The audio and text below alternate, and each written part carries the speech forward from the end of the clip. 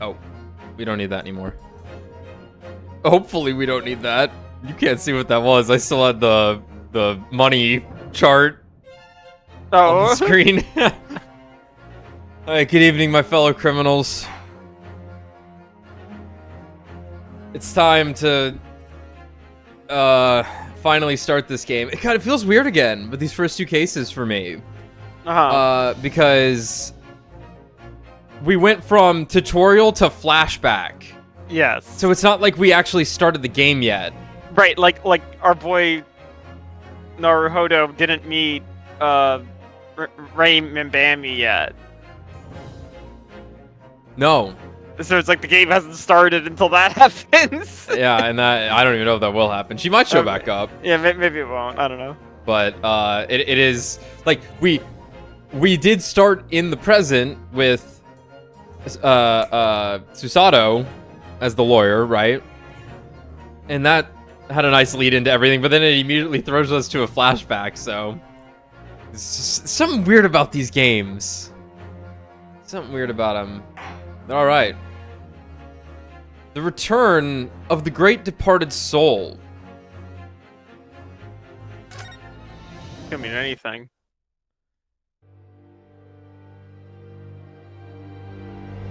I've been at this level. It was in Lies of P. Pretty good. You fight like a wrestler. End of the century great exhibition of London. Surely there is not a soul who has failed to hear of it. Okay, so we're not in the 1900s yet. Wondrous new works of culture and industry from every corner of the globe had converged on Hyde Park.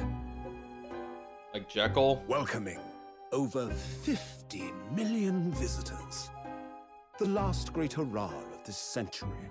It's a lot of people. Astonished and delighted people of all nations, and ended on a note of resounding success. But Fish. as regards to the terrible catastrophe that occurred during the festivities, very few are aware my friend Mr. Herlock Sholmes had a hand in unraveling the matter. For from the shadows, it was he who earnestly unearthed the facts of the case. And like the centerpiece of the great exhibition, which rose high into the skies of Hyde Park, Sholmes's brilliant deductions, as clear and lofty as the crystal tower itself, brought the truth to light. Like from FF3?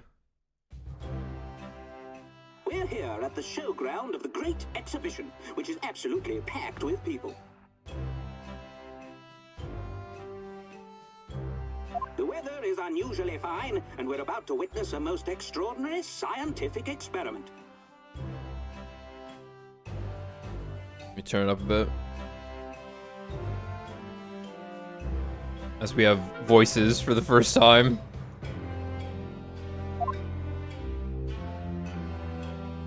Ladies and gentlemen, the 20th century will see steam engines and electrical power dominate the world.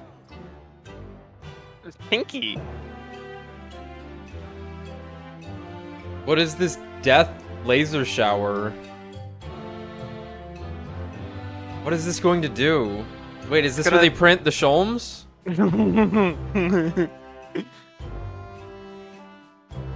Horse-drawn carts will give way to the motor car. Boo! Sprout wings and take to the skies. Yay! And today, we showcase even more advanced technology. A glimpse into the future. Future. This is a Pokemon character. A world first. A demonstration of my super high voltage instantaneous kinesis machine. Death machine.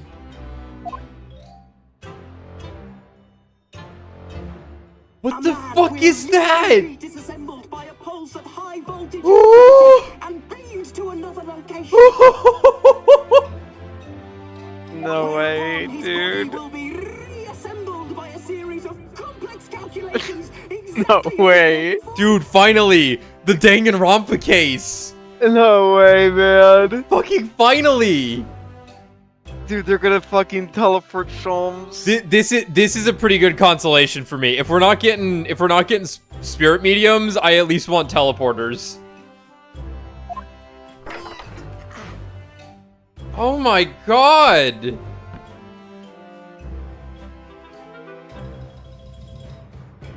We're getting into the suicide booth, Alex. I hope it's real and not. Whoa. I hope it's real and not like we did a trick. I hope it actually just works.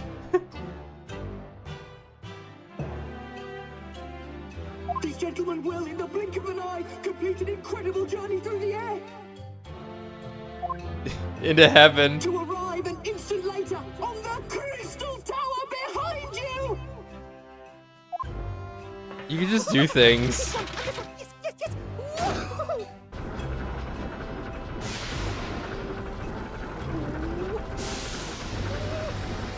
Yes, yes, yes, yes! Oh my god. Please, that's not what I wanted.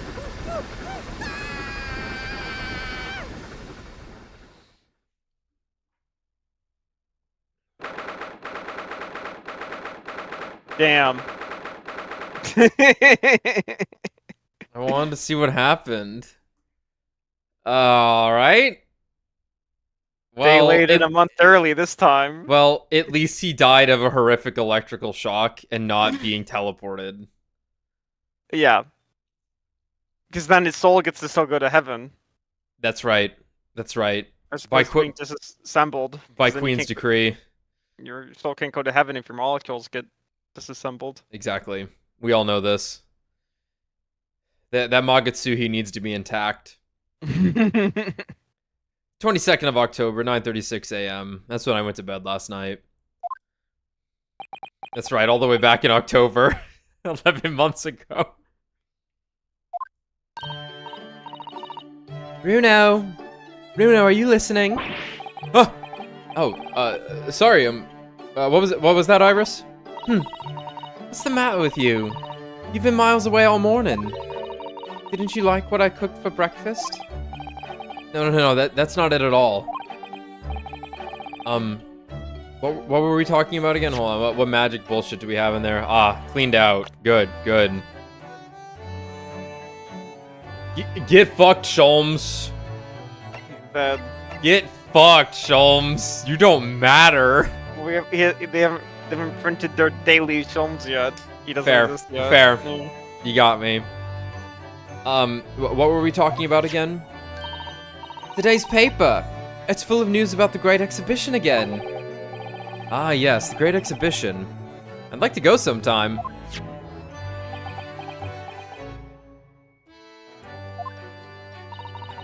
You're really not your usual self today. You seem very down. Don't you agree, Hurley? Come on, emo. Yes! Yes! Did you say something, Iris? Oh gosh. You're even more down.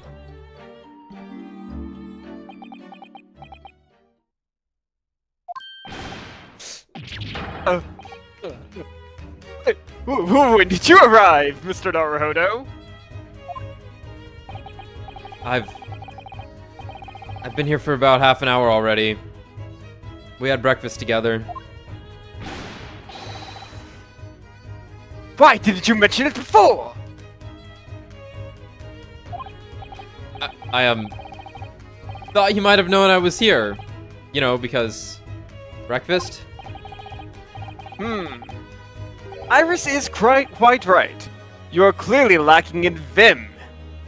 So much that I didn't notice your presence. Thanks. Of course, I could deduce the reason perfectly well with some simple observation. What? Let's see. Yes, for example, your tousled hair this morning, with all of its unruly spikes. Clearly, it can be deduced, therefore, that. Let me stop you there, Mr. Sholmes, because I think I can see where this is going. My hair always looks like this. It always has. Ever since we first met, in fact. Oh, really? How interesting. It just doesn't look like a haircut as such. I suppose.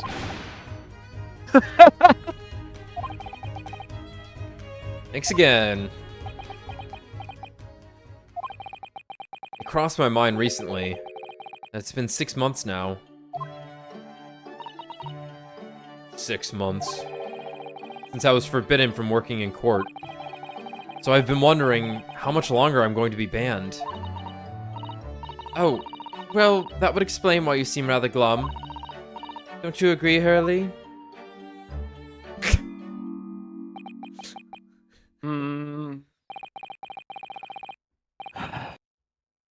Did you say something, Iris? Back to moping. My drug dealer died recently, you see. You don't make it yourself? No. What's the matter with Mr. Sholmes today?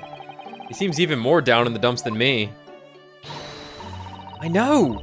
And the great exhibition has opened! You'd think he'd be excited. Oh, why don't we all go see it together? I want to! Of course I do! But I can't. Not for the time being. Why not? Why not? Why not? Because I'm a great detective, after all. Do they pay you? So you're embroiled in some tricky case that you can't be distracted from, is that it? I don't remember hearing that you're working on a case, Hurley.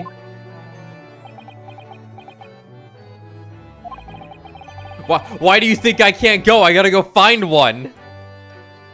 I'm not allowed to leave the house if I'm not working on a case.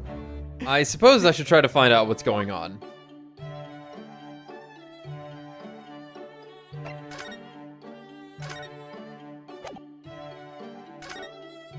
Thoughts? Oh, Mr. Sholmes, about this. Not another word. Ah, yes. I see. This would be a collar for a breed of miniature canine with a particularly long neck, and for winter use. Actually, it's the armband I always wear that symbolizes my role as a defense lawyer. Precisely! Which leads us to but one conclusion. You're a dog. Your arm is in fact the particularly long neck of a miniature canine. I'm starting to wish I'd never shown him this now. The man's barking mad. He's the Hound of the Baskervilles. It was you, Naruhodo. I hope he's merely been pretending the entire game. What an incredible twist that would be. Event 6 months ago. Let's get sad. Half a year ago now. I took on the defense of a young girl in the trial heard at the Old Bailey. What at first seemed like a simple case of murder that took place at a London pawnbrokery turned out to be one part of a much more far-reaching plot that involved the British government. During the course of the trial, it was found that I made an unavoidable, yet at the same time, unforgivable mistake. Yeah. What exactly happened again? Words fail me. This situation is utterly deplorable. Mr. Naruhodo. Yes, my lord.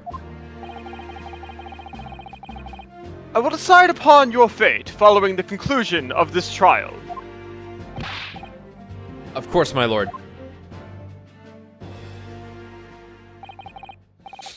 In the end, I had my right to represent people in court revoked.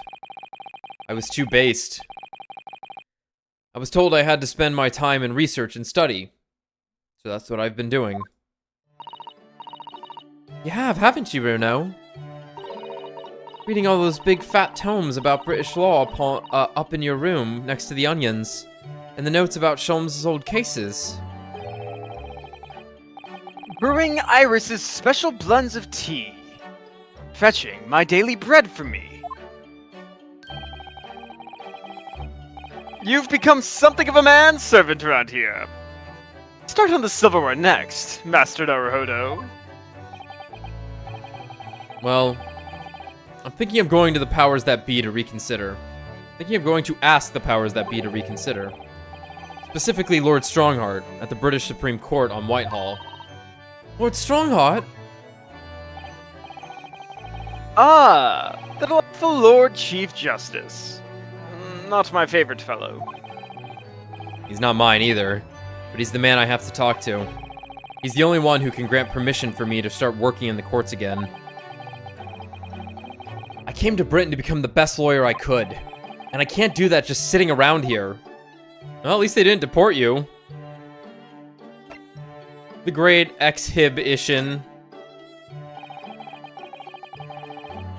The whole of London has been swept up in this great exhibition, hasn't it? Most advanced science, the most modern technology, the finest works of arts and feats of engineering.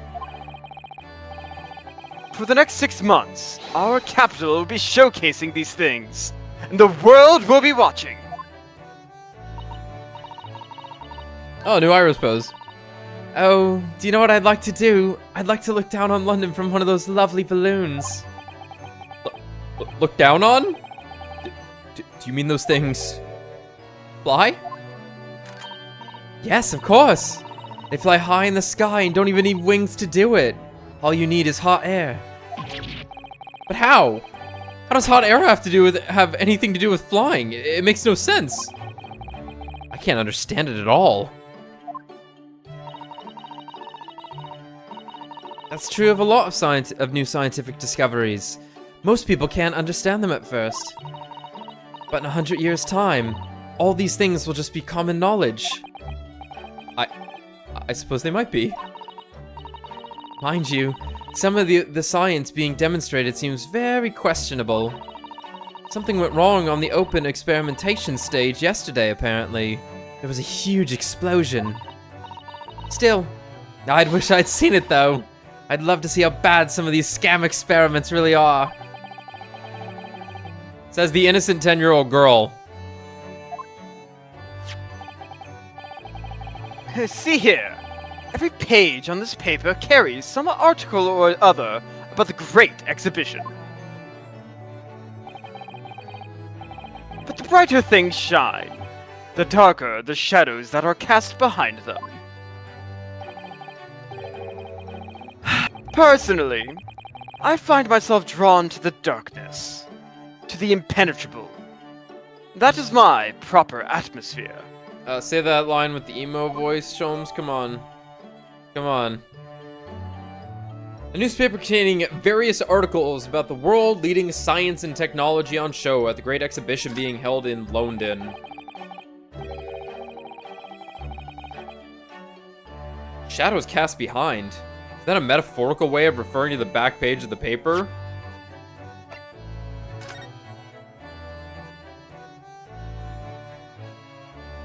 There's a cat missing. He killed someone. So many glowing reports about the Great Exhibition and everything that's going on there. Other than this rather gloomy looking one, that is. Lost cat. Wait, what? What's the matter, Runo?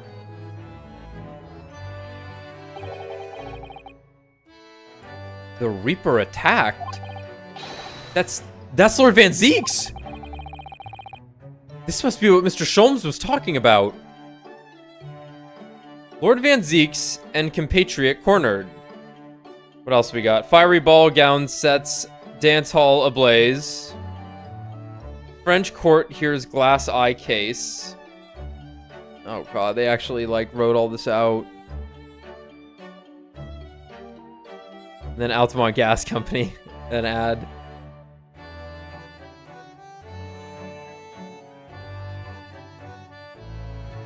Not reading all that. This must be what Mr. Sholmes was talking about. Does he know any more, I wonder?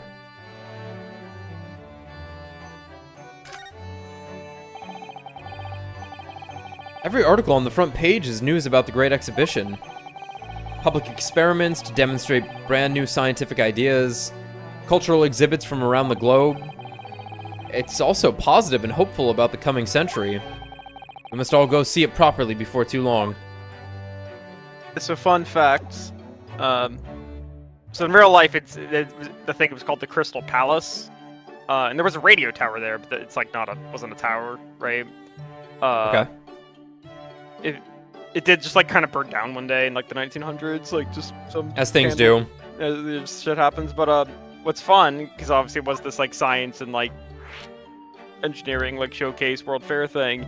It was the first place in London to introduce public toilets.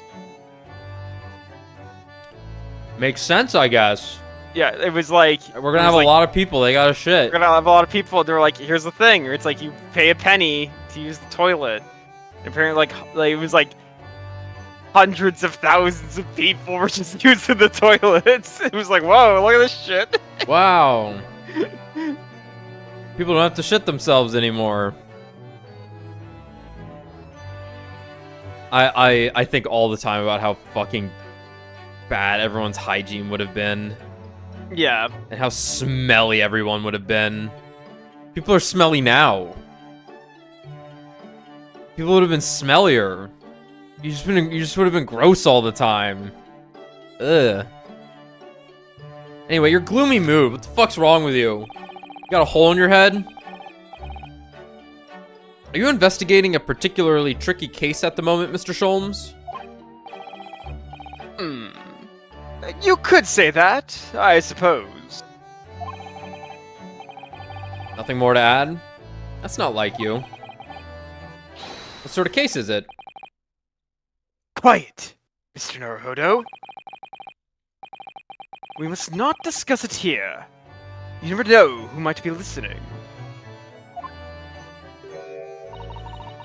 You're acting very strangely, Hurley. What do you mean, Iris? Well, usually, the more mysterious and complicated a case is, the better Hurley's mood. Ah. Is it really a case that's bothering you?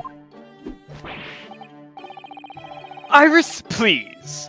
You mustn't exercise your astute powers of observation and deductions on me without invitation. Remember what I always say. Put yourself in the shoes of the individual about whom you're making deductions. You say that, do you? You, Mr. Sholmes. Never mind. Once I've had a cup of tea, I must make my way at once to the crime scene.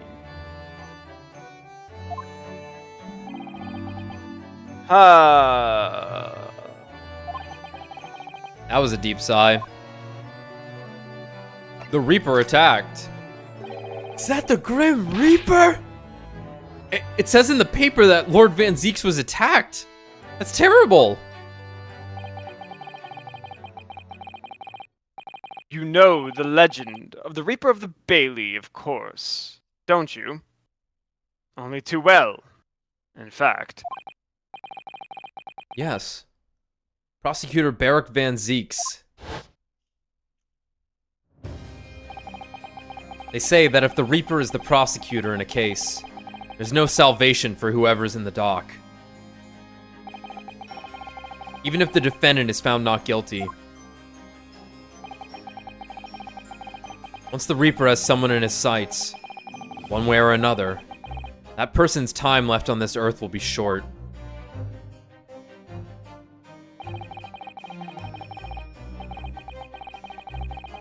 London's finest rogues always find ways around the law. They'll stop at nothing to secure an acquittal at trial. Falsifying evidence, paying sham witnesses, threatening jurors, bribing judges. But even such devious tactics as these cannot save them from the hand of the Reaper. As you've experienced yourself, haven't you, Mr. Naruhodo? Yes. I've seen the Reaper's retribution at work. Many of these criminal rogues are reckless and quite unafraid to die. If a leader among their fraternity is seen to have been taken by the Reaper, retaliation like this does occur. Really, the capital has a never-ending supply of such scoundrels. So, do you mean Lord Van Zeeks has been attacked like this before? This isn't the first time? He's quite an accomplished combatant, you know. You could put an entire taxidermied bear inside of his pocket. He doesn't take these attacks lying down. Although, it seems that his assailants were armed with guns this time. Oh my goodness. Is he alright then? Is Lord Van Zeeks hurt? My dear fellow! How on earth would I know? Well, in the article here it says, as to what of Lord Van Zeeks and his condition, all will be revealed in tomorrow morning's edition. Tomorrow's morning edition. Ah, I see. Well, we shall have to be patient then. No. I can't wait until tomorrow. In that case, you shall have to inquire with somebody in the know. But who? Lord Strongheart, perhaps. No, I hate this outfit. Well, I must be leaving now. Yes, understood. See you later, Mr. Sholmes. Ha! You're really a shameless liar sometimes, my dear fellow. What? You seek to put me off my guard and follow me, don't you? Well, you'd be wasting your time. The thought hadn't crossed my mind, but now I'm wondering where you're going. Well then, see you later, indeed.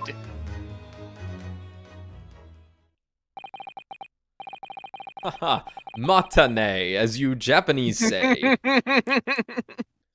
Listen to him. He's still laughing on his way out of the door. Ah, What the hell? She's Mickey Mouse. hey, Alright then, Runo. Let's get going. Yeah, I was wondering when we were getting her new outfit. Did it change her? No, she's never put on her battle attire like Sholmes. right. 'Cause he's got Okay, his sure. shit ass outfit. Yeah, okay. And now she's got a super cute one. Alright, yeah. Alright then, Runo, let's get going. Oh, Iris, what are you wearing? I've got changed to go to the Great Exhibition. You're going to take me. This is a threat. What? But I was just about to go to the Supreme Court. Oh. Well, that sounds fun too. You're going to take me there then. Alright, fine. Just lower that weapon, would you? Of course. And after the Supreme Court, then we'll go to see the Great Exhibition.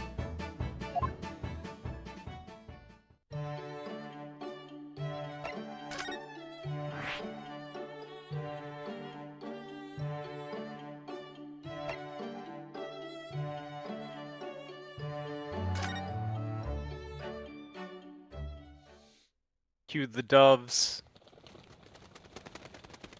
Too early. He didn't show up yet. Oh, fuck. We're gonna get an earful later. We released him too early.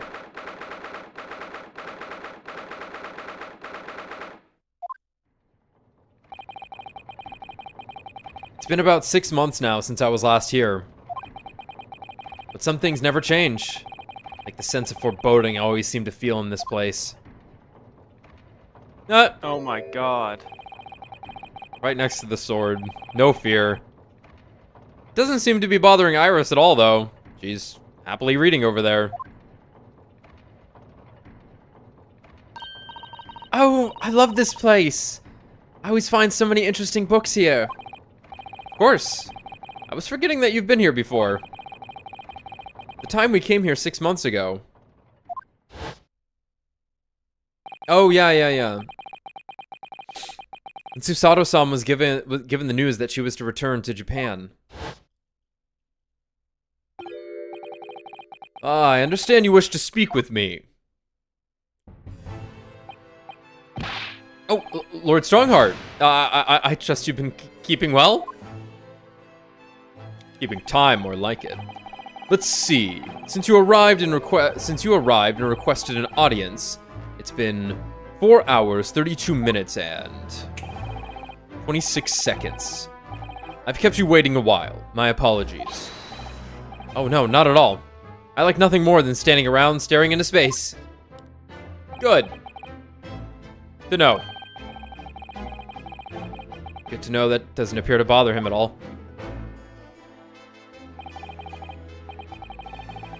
Yeah, male.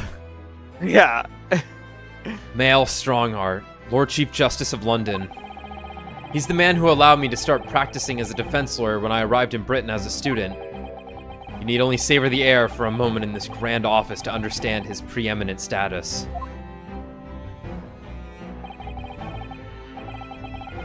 As you will be aware, the Great Exhibition of London is now underway at last.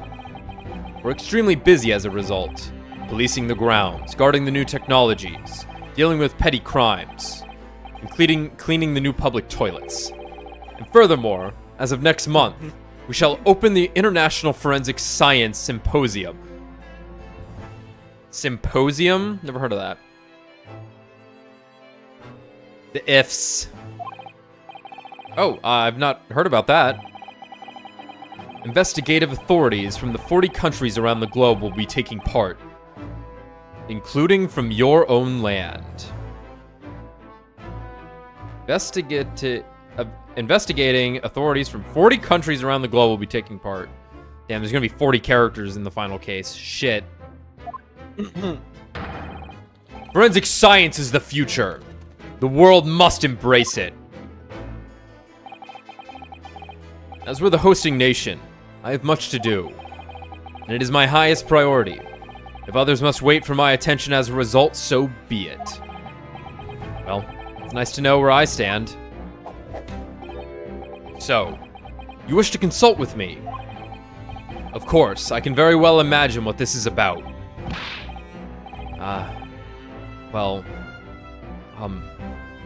Thank you for agreeing to this meeting, my lord. I want to be allowed to start working as a defense lawyer again in court. That's what brought me here today. But actually, there's something else playing on my mind, as it happens. Runo, just take a deep breath and come out with it.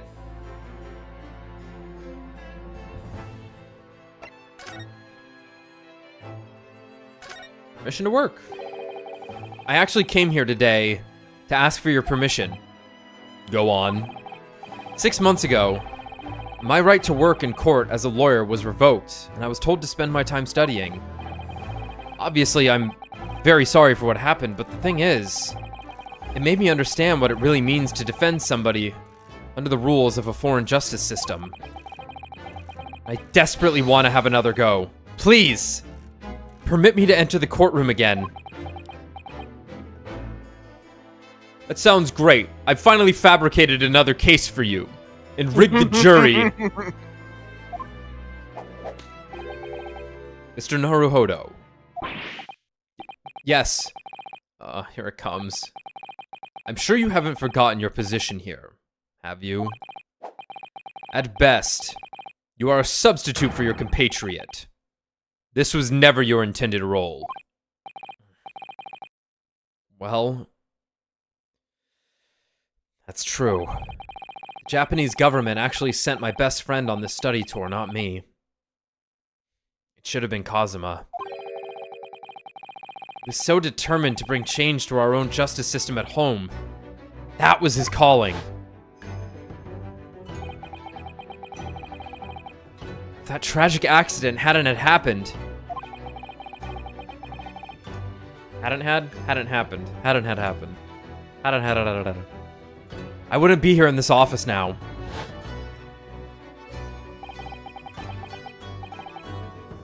Mr. Asogi was my best friend, you see. That's why I can't leave it unfinished. I have to fulfill his calling for him.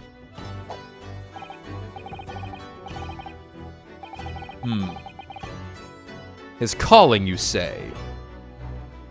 Has it never occurred to you that perhaps you know nothing of his true calling? Sorry?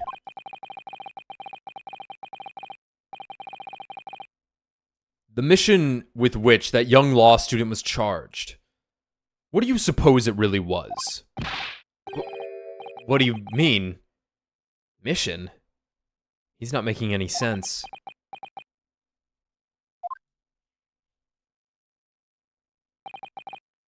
Never mind. I've read all the reports you've submitted over the past 6 months. It's clear to me that you regret your actions and have been studiously obeying your revised instructions. Do you mean... As of this moment, I reinstate your license to practice law here in Great Britain. Like I said, I've fabricated a new case for you and rigged the jury. Thank you. Thank you so much. That's wonderful news, Runo. In fact, I believe I have the perfect case to mark your comeback. Curious affair. It's crazy what I put together this time, dude. You'll consider it, I hope. Of course. Please, tell me more. He was like, you're worthless. I hate you. I'm going to kill you. Yeah, you can be a lawyer again. That's fine. You described it as a curious affair. Yes, that's right. I believe it was reported in the press. Are you aware that there was a serious accident at the Great Exhibition yesterday? Oh. No. Yes, I read about it. A professor from Germany tried to carry out a crazy experiment. Let me see. How was it described?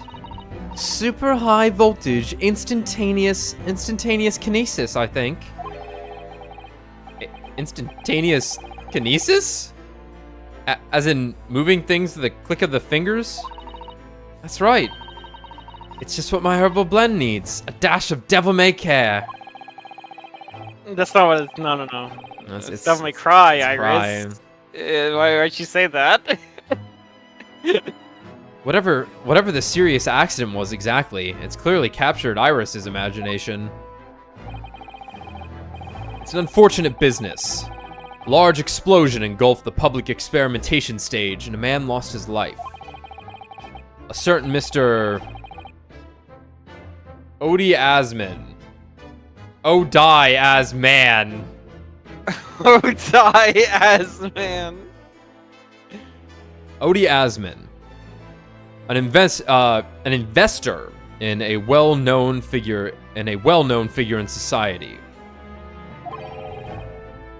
A large explosion. A man died.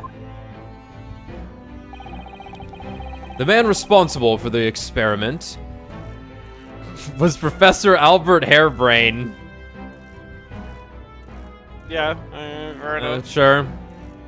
Was Professor Albert Hairbrain. He was detained immediately after the incident and is due to appear in court tomorrow.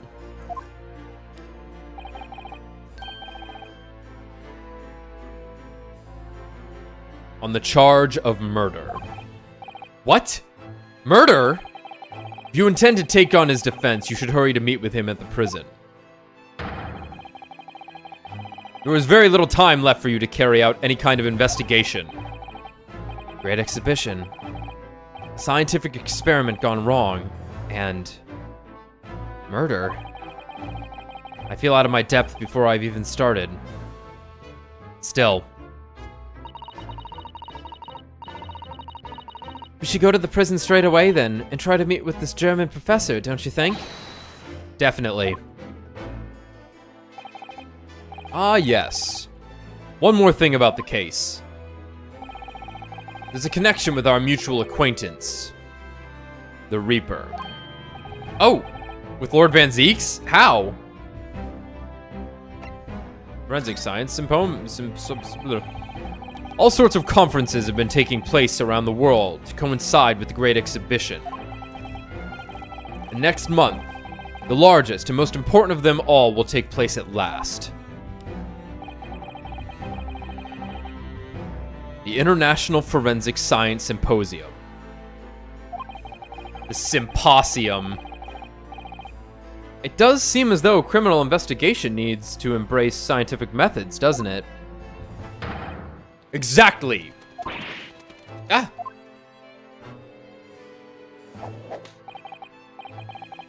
London. The global epicenter of culture, science, and wealth. Now has a population exceeding 6 million. Sadly, crime in the capital is growing at a similarly startling rate. So it's imperative that we use the latest scientific methods to investigate and resolve cases as efficiently as possible.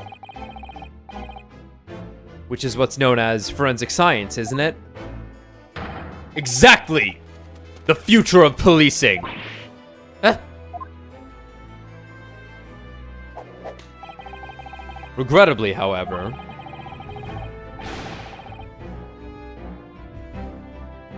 Britain is currently dragging its feet when it comes to the adoption of forensic methods. Oh dear, that's alarming. Exactly! It's extremely alarming. Ah!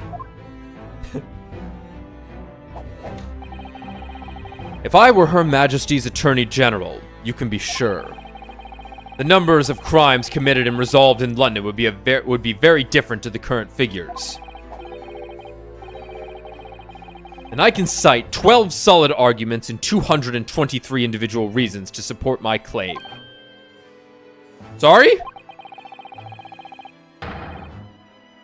By way of apology for keeping you waiting earlier, I shall detail everyone now. What? Oh, how fascinating.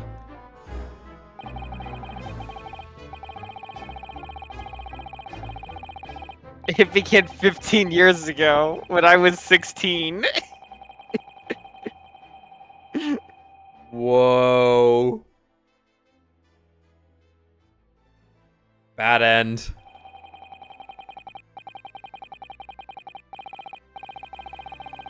Oh. And that more or less sums up my feelings on the matter. In the simplest of terms, of course. Essentially, to formally establish a forensic investigation division within Scotland Yard. That is my mission. Oh, right. Yes, that's wonderful. Exactly. Wonderful is precisely what it will be. Iris isn't paying attention at all. She's got her nose in another book now.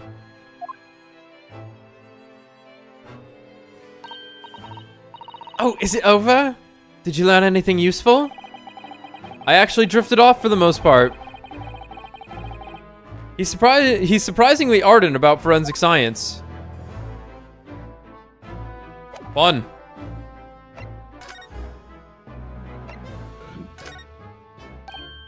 Oh, that reminds me. Have you seen this? The reports of the overwhelming success of the Great Exhibition. Of course. No, not that. The story on the back page. What story? The Reaper attacked. Ah, that. You've enjoyed some victories in court against my #1 prosecutor, have you not? Poor Mr. Reaper. What happened to him? He wasn't killed, was he? No, the man's indestructible. There's no need for concern. Lord Van Zeeks would not be so easily dispatched, I assure you. Can you tell us what happened? I'd really love to know. Very well. If it interests you. It does, strangely.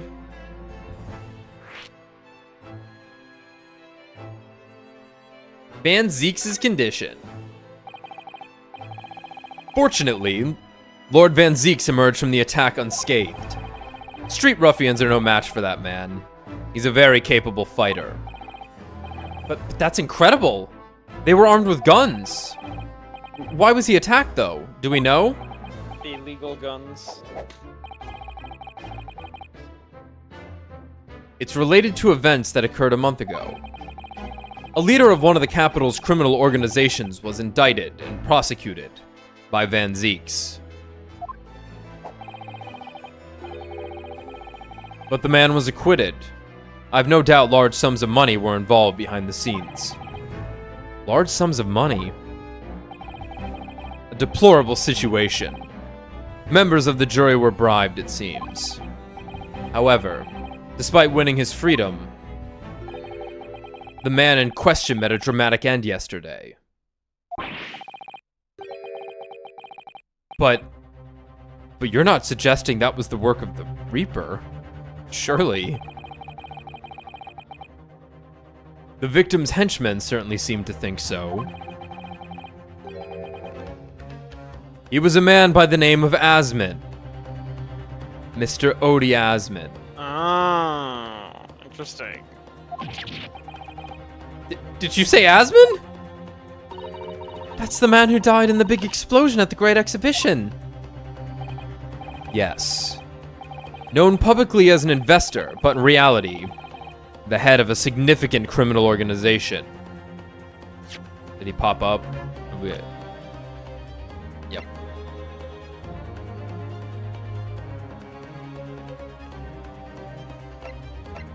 It is funny how Herlock suddenly showed up after we saw him for the first time. You don't look evil there at all. You don't have an evil shadow on your face or anything there, Strongheart. Asman Ode E.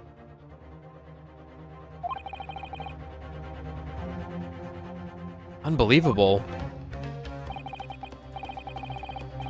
I wonder, can I ask you something, Lord Strongheart? Try me. I love that statement. Try me. Why do you use Lord Van Zeeks as a prosecutor?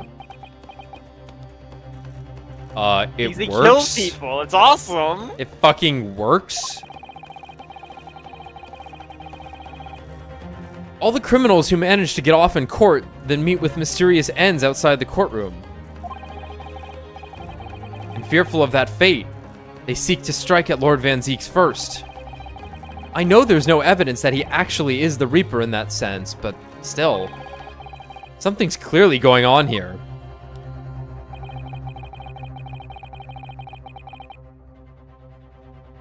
I have Van Zeeks work for the prosecution service for 2 reasons. Firstly, the man is the best prosecutor in the capital, bar none. And secondly, any deaths of criminals that have occurred outside the courtroom following his trials are nothing to do with him.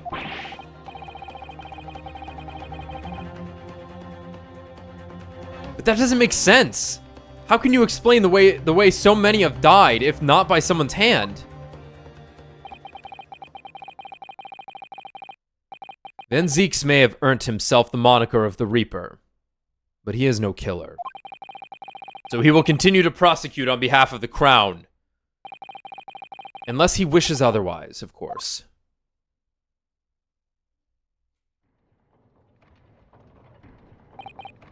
Well, I must be leaving for my next engagement. I'm already 11 hours and 16 minutes late. My colleagues may be starting to fidget. Holy shit. How long did he talk to us? I think he's just that far behind on his schedule. No, wait, maybe he did talk to us for 11 hours. No, it'd be nighttime at that point. We wouldn't be able to investigate. 11 hours late? That's quite something. The meeting had already started when I arrived back here for this engagement with you. So, lateness was inevitable. Time stops for no man. I'm sure it stopped for me during those 12 solid arguments and 223 reasons. Yes, where would I find Lord Van Zeeks now? I would assume he's at his office. Right. I'll go and ask him about the attack in person. I want to get this straight from the horse's mouth. Away with you now. I'm leaving Professor Harebrain's defense entirely in your hands. Of course, yes. Thank you very much, my lord.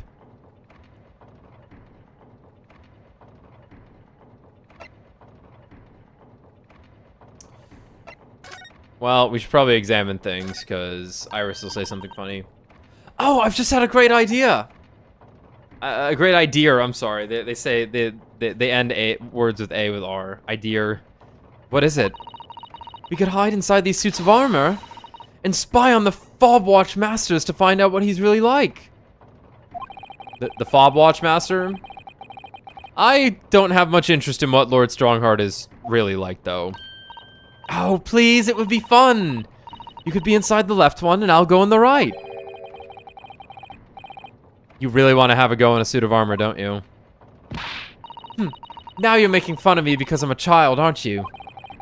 I wasn't making fun of you at all. I'd like to have a go, too. Who doesn't want to wear some armor? The Lord Chief Justice's desk. When you look at that, there's no mistaking Lord Strongheart's authority, is there? But the light from that window behind is far too bright. It would be very bad for the eyes. I hadn't thought of that. There are no curtains, that's for sure. What's more important? Having a desk with an air of authority or having eyes that work? I can't say I'd ever considered it. After all, my little office barely has any light to speak of. I haven't really seen my desk in a while. Cogs of the giant clock are keeping time as usual, with their steady, rhythmical motion. It's really quite disturbing how little sound they make considering their massive size. Someone very brilliant must have designed it, and whoever maintains it must be very talented too. But I'm not entirely convinced it's even a clock. What? But what about the huge clock face that forms the window over there? Some people just make machines that move for the fun of it, because they enjoy watching them. Rather like how Hurley makes his rambling deductions just for the fun of it. Even if the outcome isn't quite right. Never mind all the trouble it gets others into along the way.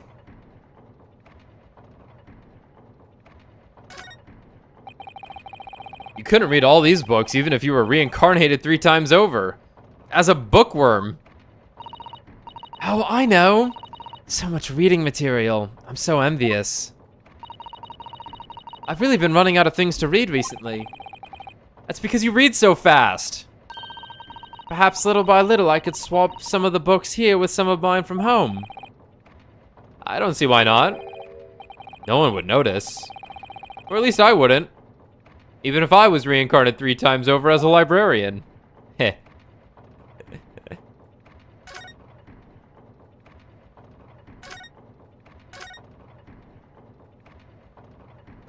All right.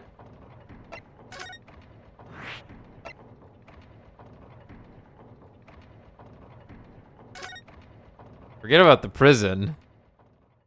We're going to the good place. Wow. Whoa. Wow. Well, at least we know where the supply is. Oh my god, he's got a fucking diagram of the teleporter.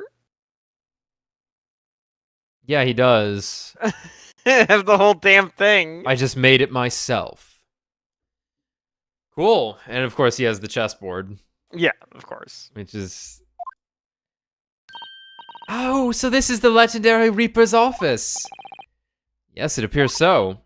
Urgh. It sends a chill down your spine, doesn't it? What an amazingly deathly atmosphere. Oh, is that... Holy shit. That hooded figure was so still, I hadn't noticed his or her presence. I wonder who it is. Who is this? What are you doing here? Ah! Okay, that was it. Oh my god, he's right there! Oh my god. How'd they fit him on the screen? He's huge.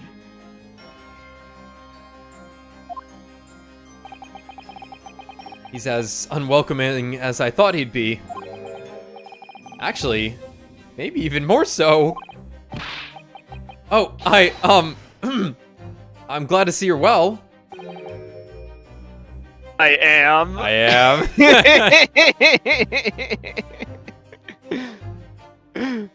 That's an inside joke I couldn't even begin to explain.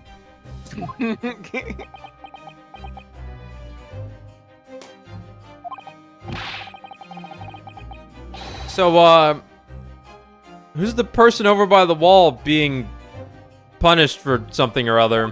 I don't know. No punishment is taking place here. Oh? That's my apprentice, and he's sitting there of his own free will. I didn't know you had an apprentice.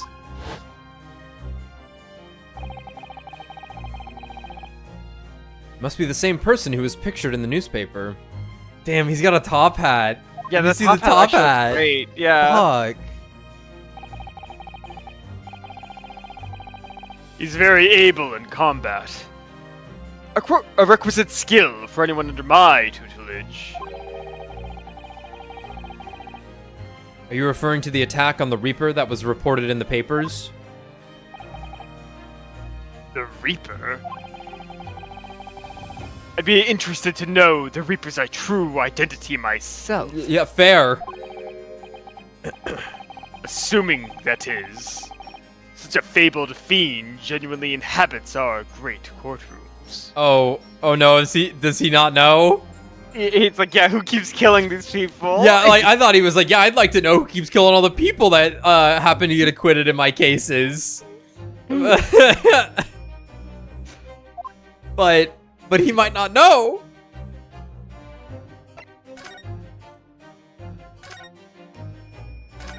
Oh man, the 3.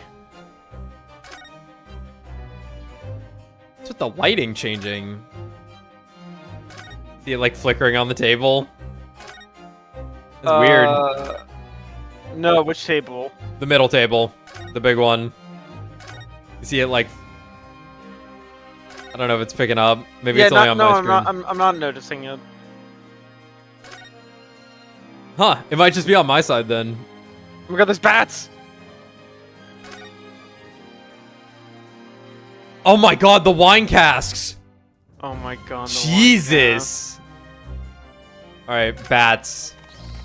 Ah! They were bats! Yes, the Reaper's familiars, I expect. But what about the mute man in the dark cloak? I thought he was the familiar. Just not the flying kind. He must be a dear friend of Mr. Reaper then. Huh. I think the familiar idea is more likely. Scary though, either way. You got bats? All right, let's start on the left. Look at that fine collection of hollowed chalices and bottles neatly lined up there. Well, of course, he's got the bats because you're the clown. Yeah. My hallowed bottles are filled with the essence of the finest grapes from the finest vineyards I visit. And I personally oversee these chalices being made by the finest crystal craftsmen in the world. And yet you throw them around in court like they were worthless. I have to make a point, damn it. Yes. Because this imbecile is so unimaginably and repeatedly wide of the mark sometimes. Yet I keep winning. How do you explain that, fuckro? I want to say fucko and fucker at the same time. Oh! Fuck, bro.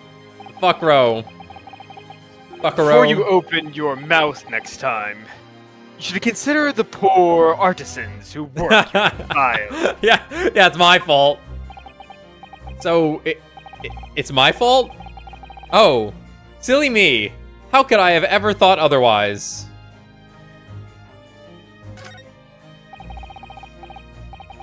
Lord Van Zeek's desk. Look, it's so stylish. And that's a marble chess set beside it. Chess. That's the Western version of our Japanese shogi game, isn't it? You know, I'm actually quite good at shogi problems. Oh, really? You'd probably like chess problems in that case. I'd love to challenge Lord Van Zeek sometime. To a bout of shogi problems. If you only really want to challenge yourself, you can always do that on your own at home. What, no piece that's designed to look like Ryunosuke? That's surrounded by the other pieces? What the hell?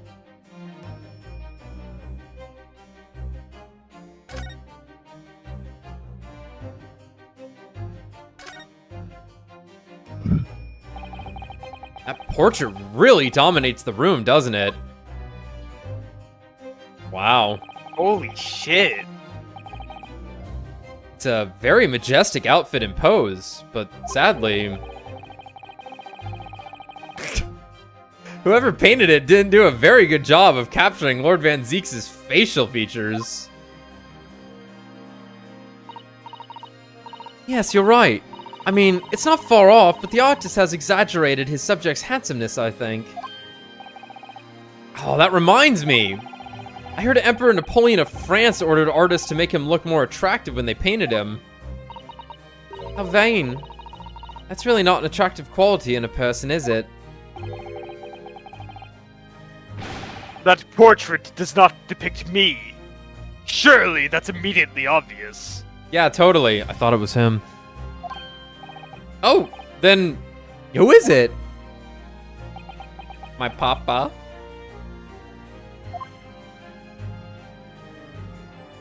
Answer me. Oh, look! It's a scale model of the Great Exhibition Showground.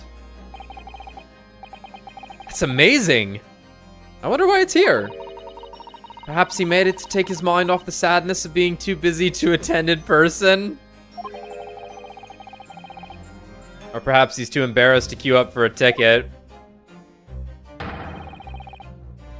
Surely it's obvious that I'm using it as an investigative aid. Ah! You Nipponese have no business painting others as overly reserved. She's British, dude. I really didn't think he'd overhear that.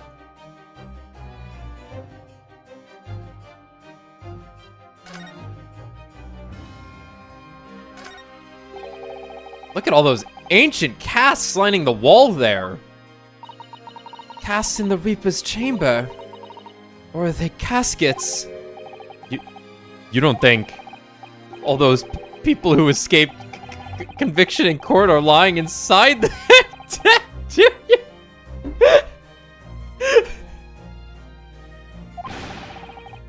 What ridiculous notions are going through your head, man?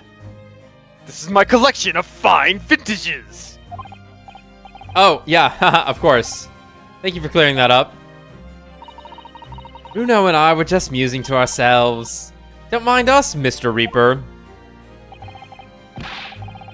I wouldn't.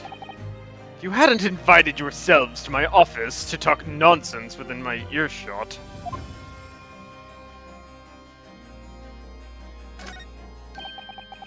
It really looks like a punishment to me. I've never seen someone sitting like that before. He hasn't moved a muscle since we arrived. Do you think perhaps he's dead? If he was dead, Bruno, he wouldn't be sitting up, would he? Well, anyway, dead or alive, he's not overly approachable, is he? I don't think he's going to talk to us. He's not dead!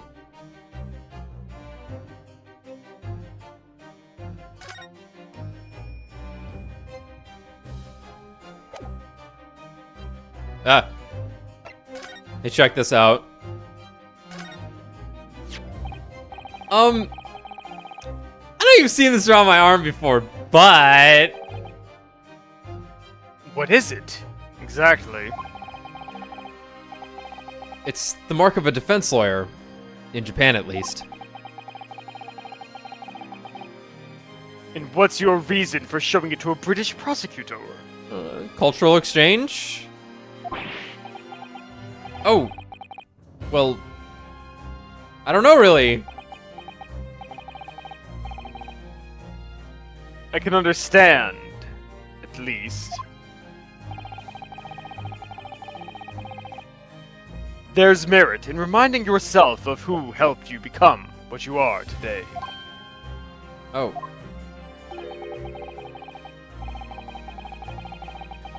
But that's a personal matter.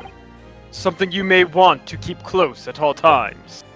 Not something to flaunt. Oh, I guess he inherited something also. He's grippy in his little badge there. No, I suppose not. Thank you for understanding, though. Got an achievement for that. Got a Steam Chivo. Lord Van Zeeks, about the article in this paper.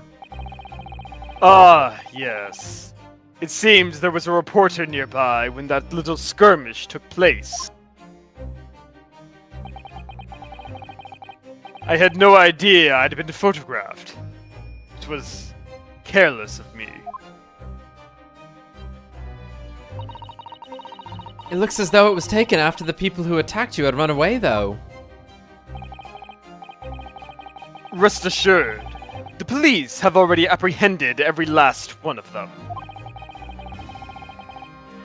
There's someone else fighting alongside you, it seems. I think it's the same man who's sitting over there as we speak, isn't it? As I mentioned already, he's my apprentice. Perhaps you could tell us a little more about him? No. No. Oh, okay. Last night's attack. Lord Strongheart said that the assault last night was some sort of revenge attack? Revenge. True. Carried out by henchmen of Odi Asmon's criminal organization.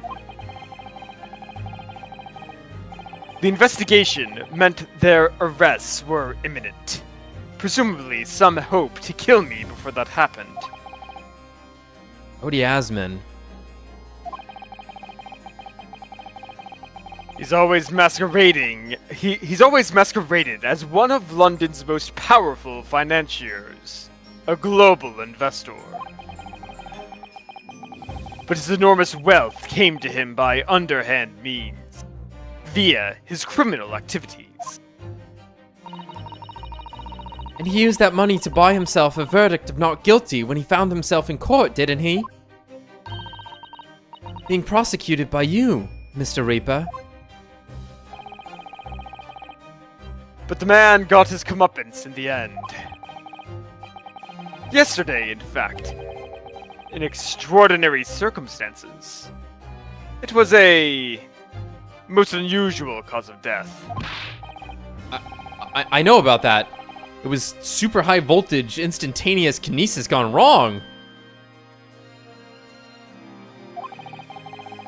Mr. Asman died when the demonstration on the public experimentation stage ended in an enormous explosion. Correct. And you think I have some kind of divine ability to cause an accident like that to happen, do you? Well... no. That does seem a little far-fetched. If this man really is the fabled Reaper, then he has to be innocent of this particular death at least. This particular death, at least. It's strange how this has worked out, isn't it, Runo? I mean, what with you taking on the professor's defense for the trial tomorrow? What? You're going to defend him? Oh, Haha, yes, that's right. Haha! Though I barely know the man's name yet, to be honest. Albert. Albert Hairbrain. That's right. Do you know him by any chance? Of course. He's a contemporary of mine. We were at university together. Your... What? Oh my god, Cool. they were roommates. Our child is over there in the corner. I'd understood that Professor Hairbrain was from Germany, though. Hairbrains from a respectable British family. After graduating from the University of London, he moved to Germany to carry out research. That's all. It was the thing to do, it seems. Yeah, So- yeah. So you were students together. I was in the Faculty of Law, of course, and he in Science. So our paths rarely crossed. We partied together non-stop. But curiously, we got along, though I've not met him since my university days. I certainly didn't expect our next encounter to take this form. With you, of all people, representing him. Oh yeah. Oh yeah. This is how I like my prosecutors. Whatever this is. Whatever's going on right now. Only if I make it out of this office alive. He's actually been charged with murder, it seems. Yes, I know. Because the prosecution Is I. will be handled by me. By you? Wait, why am I acting so surprised? I've literally only ever fought this guy. But you made it sound as if you and the professor had been friends. We are friends. It's true. Then why would you do this? It's my fucking job. Actually, I guess it's not. He gets to pick and choose. If the Reaper is the prosecutor, there's nothing anyone can do to save him. He's doomed. Stop saying shit like that. It makes me very sad. What's Lord Van Zeek's thinking? The Reaper's identity. What do you mean by what do you mean by what you said before? If you'd like to know the Reaper's true identity, does that mean... I'm a crowned prosecutor, and immortal like any other. I'm no demigod. But they've all died, haven't they? The people that you've prosecuted, I mean. Whether or not the trial ended in a conviction or an acquittal. Acquittal? Those I prosecute are the vilest wretches of our society. People who without question deserve to be found guilty. The world is a better place without them. Even Soseki? Especially Soseki! Soseki. But that's not true of Mr. Natsume, for example. He wasn't a vile wretch at all. Nor was Jenny. In fact, she's ever so hardworking now. Where is she? Where is she? Where is she? Where is she? Where is she? Where is she? Where is she? Where is she? Where is she? Where is she? Where is she? Where is she? Where is she? I can't deny that since I encountered you, things have taken a turn. But the point is this. Many of those vile wretches that escaped justice subsequently died in mysterious circumstances. It was at the hand of their own kind. It's not my work. Lord Strongheart said the same. He believes you're not involved in any way. But you were attacked by those ruffians because they believed it's true.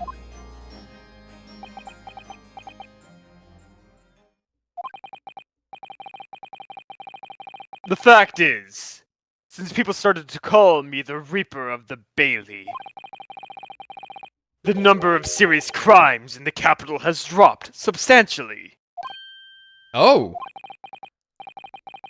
It would appear that even the most hardened criminals can be made fearful for their lives. He is Batman. Do you mean to say... I mean to say that if my pseudonym serves a useful purpose, I adopt it gladly and with honor. But it's putting you in danger. You could be killed.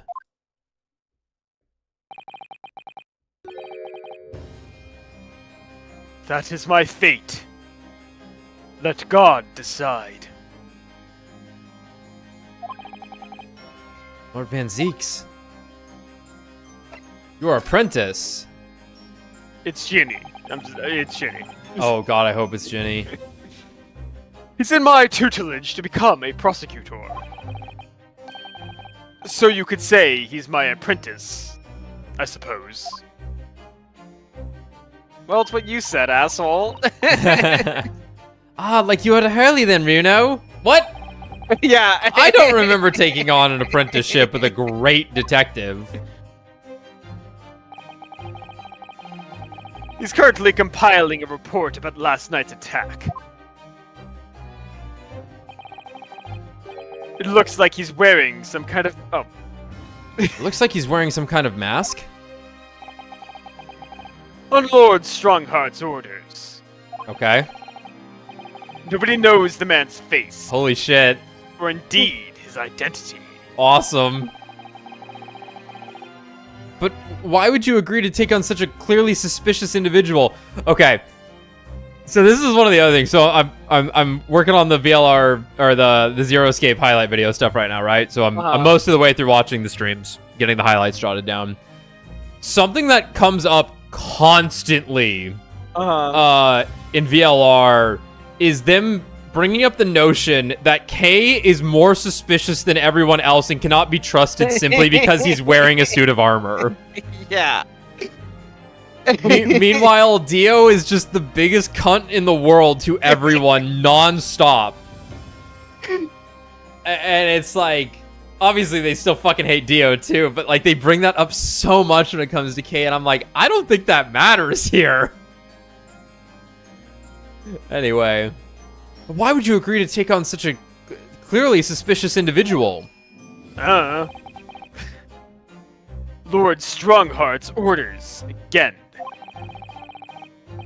He's not one for meaningless follies. There will be a good reason for his actions. I hope you're right. No, you're right. Wait. Could be anybody. It's Sholmes.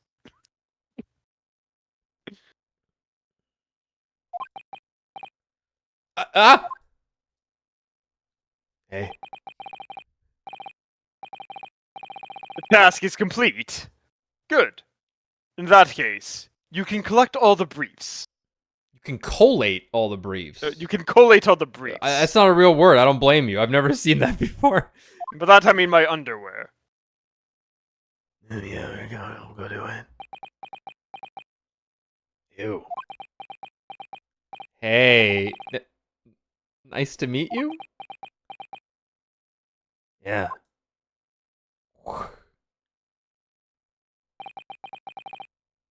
Back to work again. That was really strange, though. I've never met the man before. I didn't even know he existed. And yet, somehow it didn't feel like our first encounter.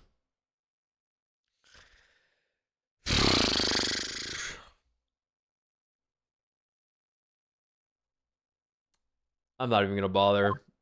I'm not even gonna try. It's Ouchie's son. Don't bother trying. I'm not even gonna try and speculate. It's a waste of fucking time. I'm Don't always bother wrong. trying to converse with him.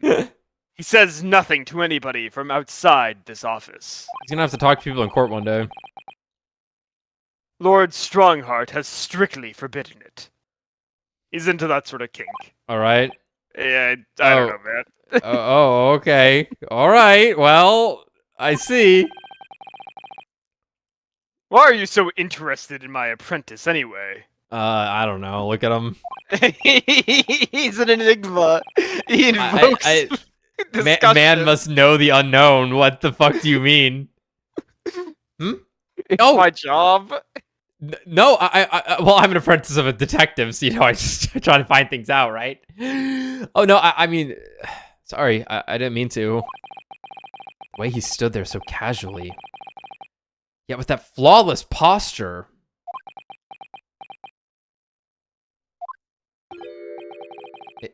It couldn't be.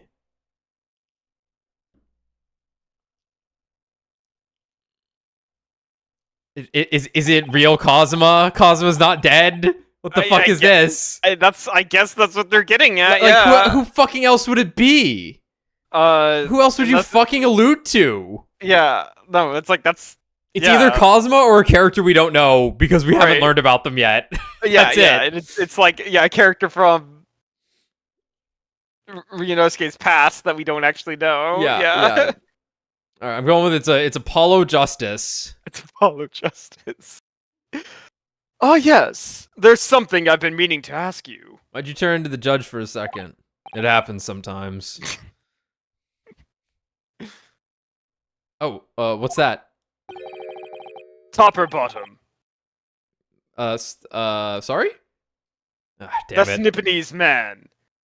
Is he faring well? Oh, yeah. He wrote a book. Sorry? The one arrested twice in succession 6 months ago. With the stoop, and the mustache, and the jitters. And the cat. Aha, Mr. Natsume, you mean? Windy old bag. Yeah, Wendy Oldbag. Should have seen it coming. Yeah, her upright posture. I'm not sure he'd be very pleased to find out you identified him from that list, Ryuno. He's fine, thank you. In fact, I received a letter from him by international post only the other day. I see. Damn it. Why isn't he dead? Well, I think we can end our discussion there, don't you? There's little time left before tomorrow's trial. I advise you to spend it investigating this case. Yes, thank you for the advice. And for the conversation. I can't believe he's asking after Soseki-san. After a Nipponese. I'm not sure whether to feel happy about that or worried. I never imagined that Mr. Reaper would be friends with a mad scientist, did you? That's a turn-up for the books. A mad scientist? Oh, you mean Professor Hairbrain. Yes, it might be worth quizzing the professor about his relationship with Lord Van Zieks, I think.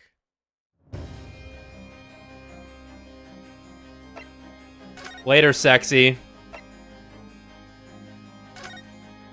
How dare anyone stand where Soseki stood? Yeah. I think you got a pretty good voice for this guy. Sure. Because we hear what he sounds like. You just do like juror number 3. I think that one. The warden said cell 11. That's this one. Oh, there's someone curled up in a ball in the back corner. Look. What's his name again? Professor Albert Hairbrain, wasn't it? Excuse me. Professor Hairbrain? Ah!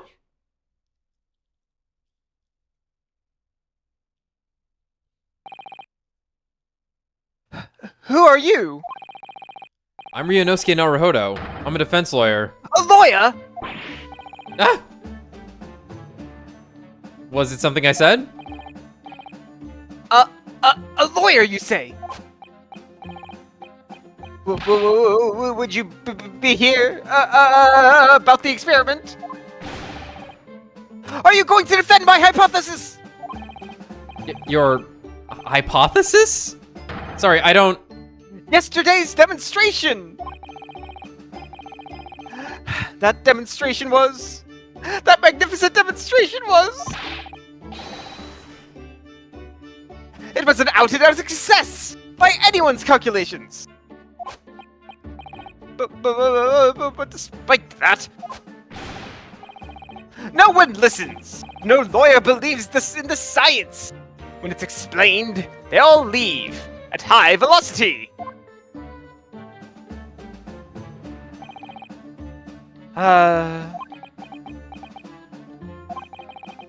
Now's probably not a good time to mention that your zeal made my concentration leave for a while, too.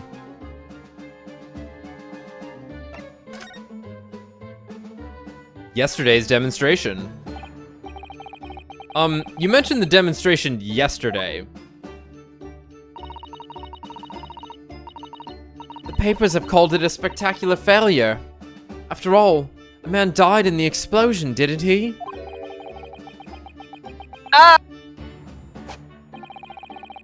Yes, you could interpret the results that way if you really wanted to. Well, I suppose in the strictest sense, the experiment was a failure, but at the same time, it was a great success. You've lost me. I saw it with my own eyes, right there in front of me. Mr. Asman was spontaneously disassembled.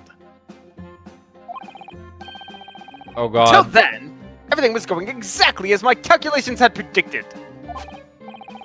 At that point, it should have been beamed to the Crystal Tower by instantaneous kinesis. However... The machine exploded, and Mr. Asman in fact perished. Yes, I can't deny that part of the experiment was a failure. What you're really saying is, the large explosion that killed Mr. Asman was an accident, correct? But the bigwigs had you arrested on suspicion of murder.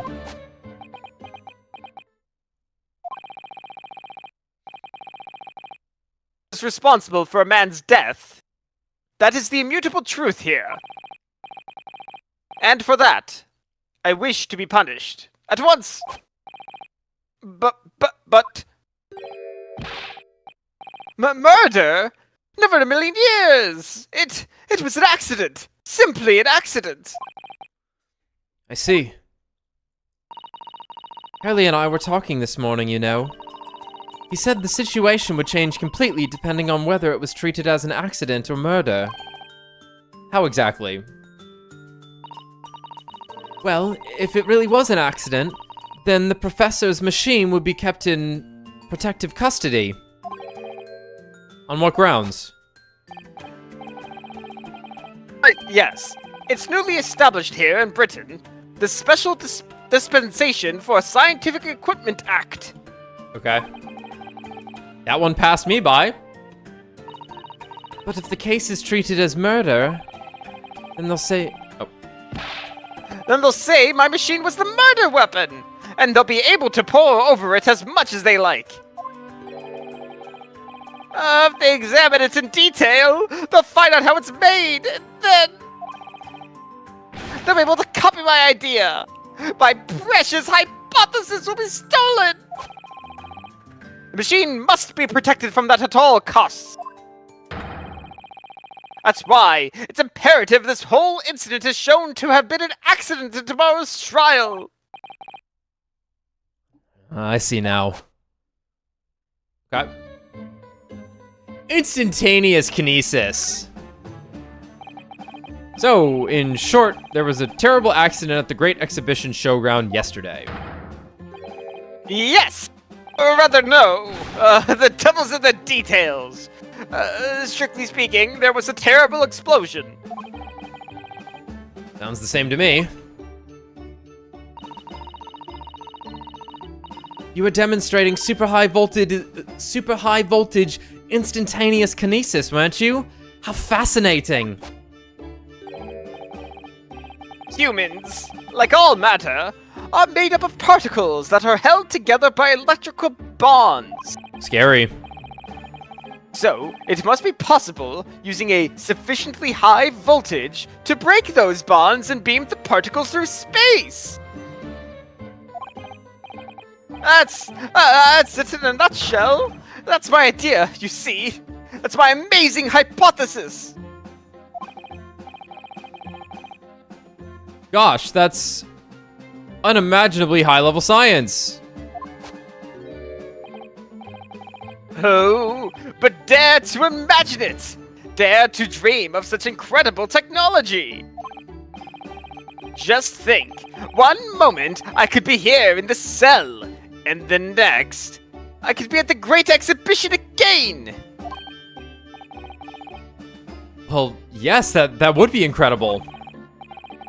And the next, in the mere blink of an eye, I could be at the Great Parisian Theater, say! The possibilities are endless! The whole of our vast planet would be within reach!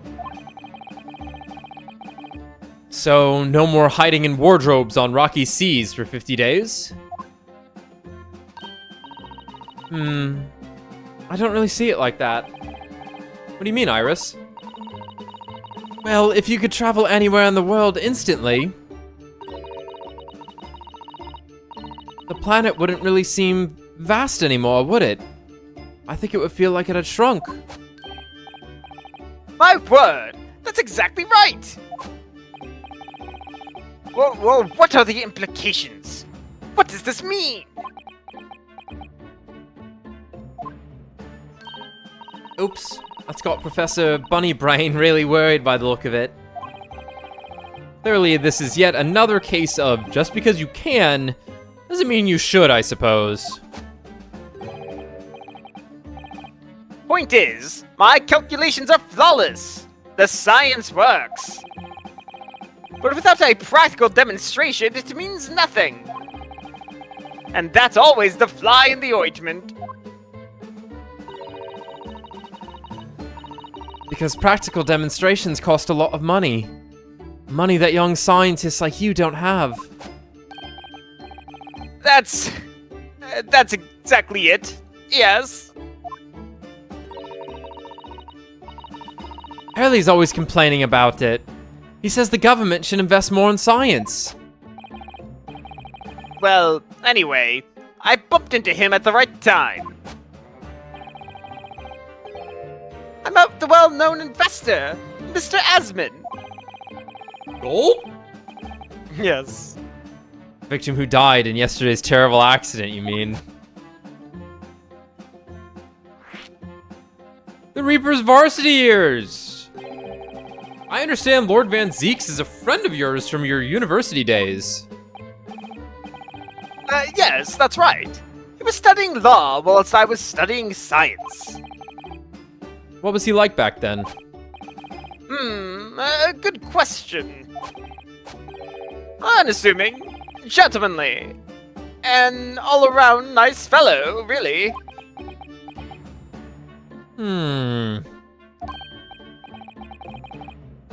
Sorry, I think you misheard me.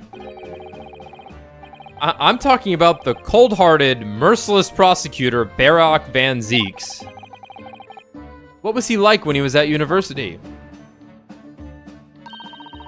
Talk about a leading question, Runo. As I said, an unassuming and extremely pleasant gentleman. After all, he is the little darling of the Van Zeeks family, with all its great aristocratic origins. I didn't realize he had such quite noble blood. He had quite such noble blood. Little darling?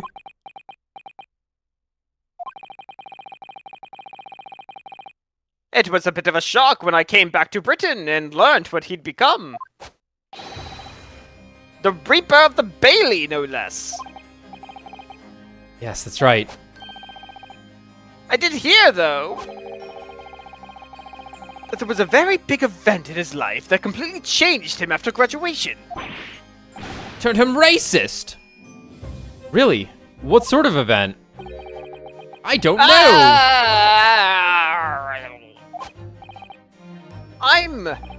I'm sorry, but I don't know anymore. I wasn't in the country at the time. I was in Germany already. Oh. Yes, of course. He's heard all about the Reaper. I really don't have the heart to tell him that Lord Van Zeeks will be the prosecutor in court tomorrow. Should probably tell him now. Maybe not. You get into court, you just gotta deal with it then. Let him maybe sleep tonight. The full name of the man who died in yesterday's accident was Mr. Odie Asman, wasn't it? What exactly was your relationship with the man? He first visited me in my laboratory in Germany a year ago now. He said he wanted to invest in my immaculate hypothesis. I thanked my lucky stars. I see. So you hadn't really known each other until then. Gonna stand up for a second. I might sound a little far away. Money for scientific research. Oh, I'm envious. As far as I was concerned, the man was an angel. Oh, really? An archangel, even. Like Metatron. No, wait. I don't think he's an archangel. Oh, I think he is. Fuck. All right, then. We're in business, baby. He was prepared to fund a practical demonstration of my hypothesis for presentation at the Great Exhibition. He came to me and said, I have this great idea to shoot lasers out of my eyes. I'm going to call it the Fire of Sinai. And I said, howdy do, let's get down to business. And if that went well, I could expect additional financial support for my research from the British government. Mr. Asman provided me with money and an exceptional engineer. He produced a machine to provide precise specifications. But then your dreams were blown to dust in one enormous explosion. Fuck! Yes. As you can see, I owed everything to Mr. Asman. I would never, ever have thought of taking the man's life. Well, he seems genuine enough. I don't think he's lying.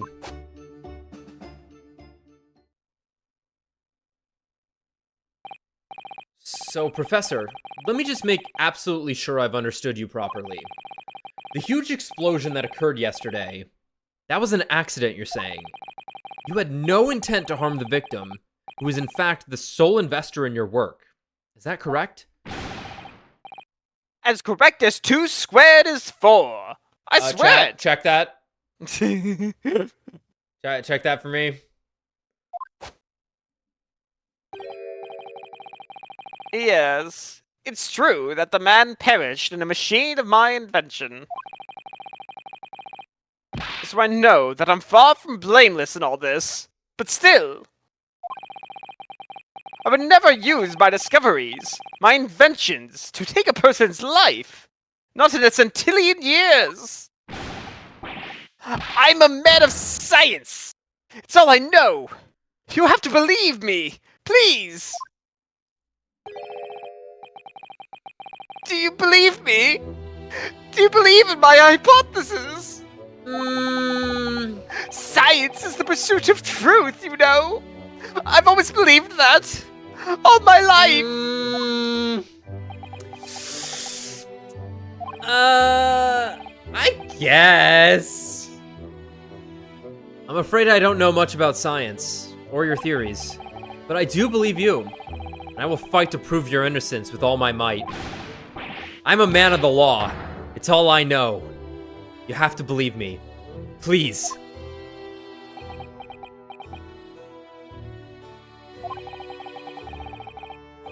When I went to live in Germany after I graduated, I learned something very important.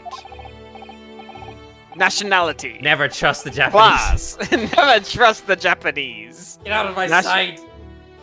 Class. Lineage. None of that matters. As long as you try your hardest, you can achieve anything. My brain knows this is simply not true. However, my heart loves this theme. Thank you for that, Professor. And thank you in advance for defending me tomorrow in court. All right, Runo. It's time. Time to visit the Great Exhibition. Sorry? I said it's time to visit the Great Exhibition. That's where the incident happened, isn't it? Yes, I suppose that's true. Time to investigate at last. Here we go.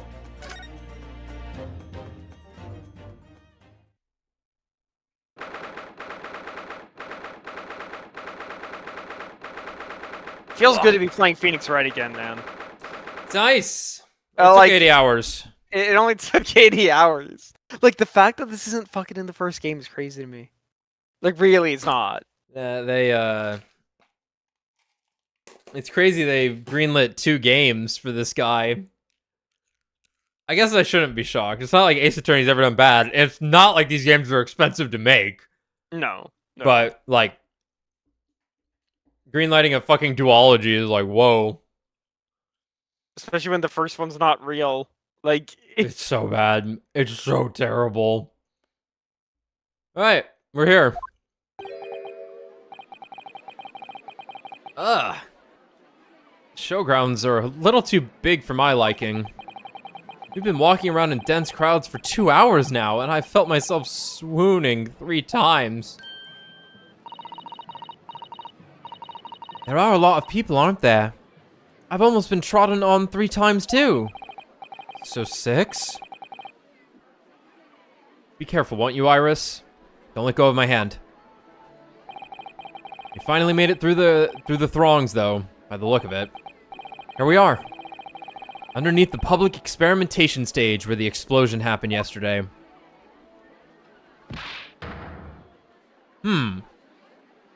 Something did get shot. I'm going with, Oi, Sholm's what's all descent. this? I'm going with Sholm's descents on a hot air balloon. Think about that. What's that? I can hear voices from up on the stage. Sounds like an argument.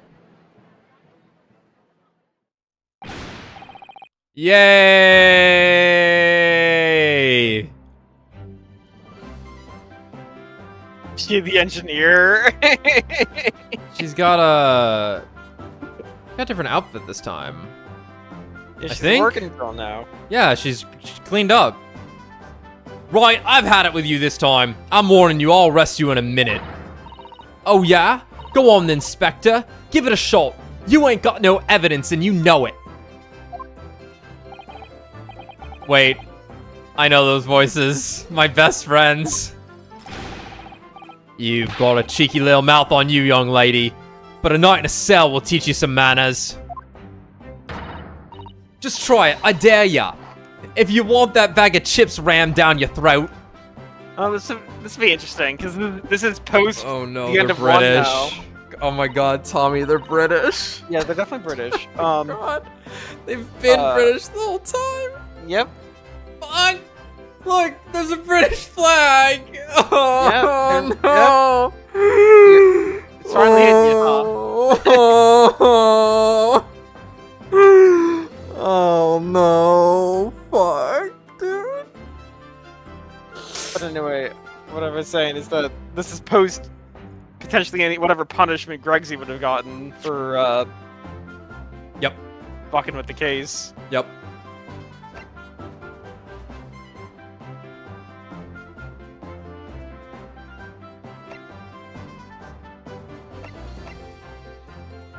Oh my god, he got older. I don't think he's aged yet. He got She's still younger. 10. You haven't aged yet. Wait, hold on.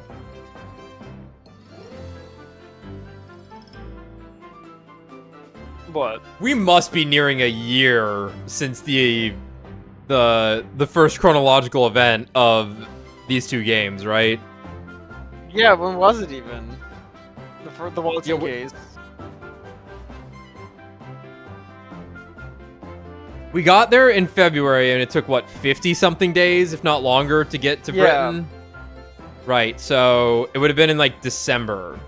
Right, so I guess we're a couple of months away. We still got a little bit before a year passes. And I guess Susato had just turned 16 then. Because I believe she's been 16 the whole time. Yeah. I think he was... I don't know if he... Obviously, we met them, these two a bit later, so we don't know their birthdays, but... They have accounted for this, though. He was 32 in the last game. Pretty sure, anyway. Yoo-hoo! Gregsy! What are you doing up there? Oh, hell no. Oh, wait, no, he likes Iris.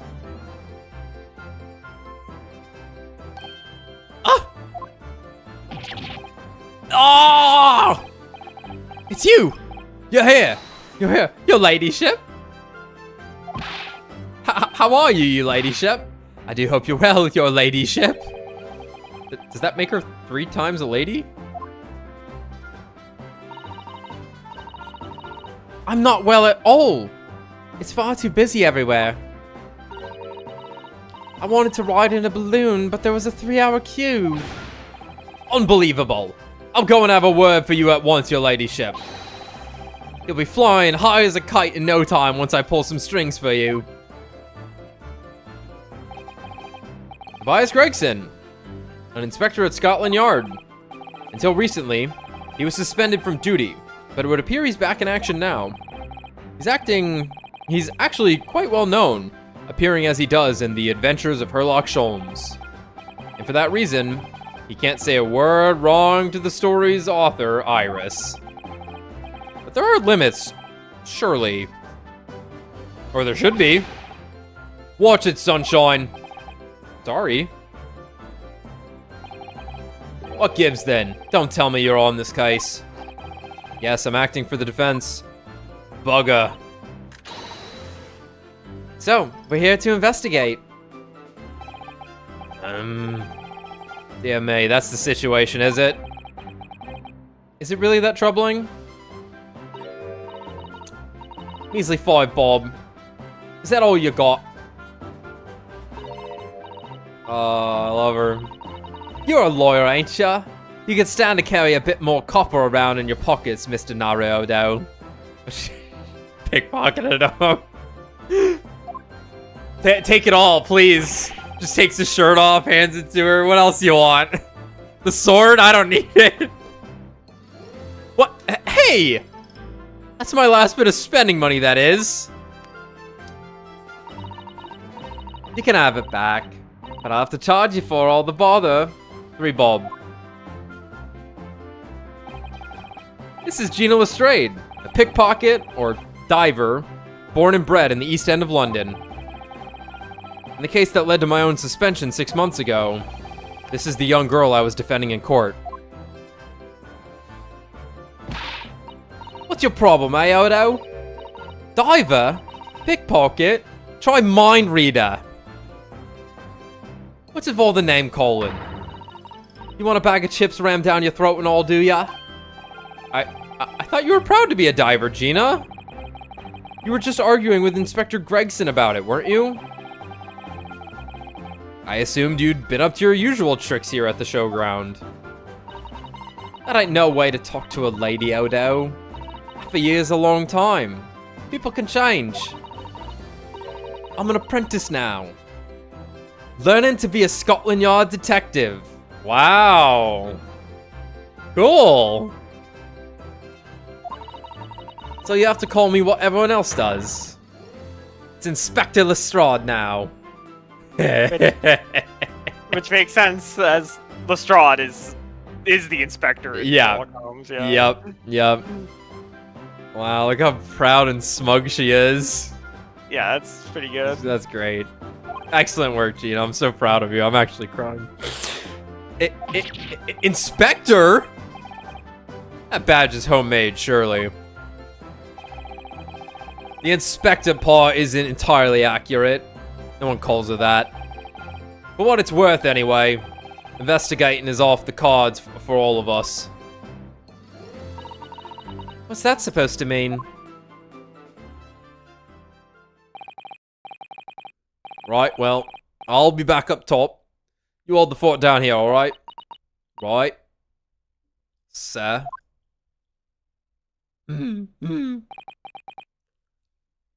This raises a lot of questions. Hi, honey. Yo, check this out. This armband is proof, in Japan at least, that I'm a defense lawyer. And this badge is proof that I'm a detective. So you're all gonna have to start calling me Inspector Lestrade. Is it Lestrade or Strade? I'd like to actually know what it probably is. I'm sure we can get that pronunciation. It's Lestrade, I believe. Lestrade, okay. I'd prefer it to be that, I think. Sounds more European to me. In that case, you'll have to start calling me, well, anything but Odo. I could call you a Defender Naruto if you like. But it don't really trip off the tongue. No, it doesn't have a great ring to it, does it? Care about this? Gina, would you take a look at... Oh, where did it go? Looking for this, Odo? When did you do that? I wonder if you've got anything else to show me, eh? What do you reckon? Give that back first, please.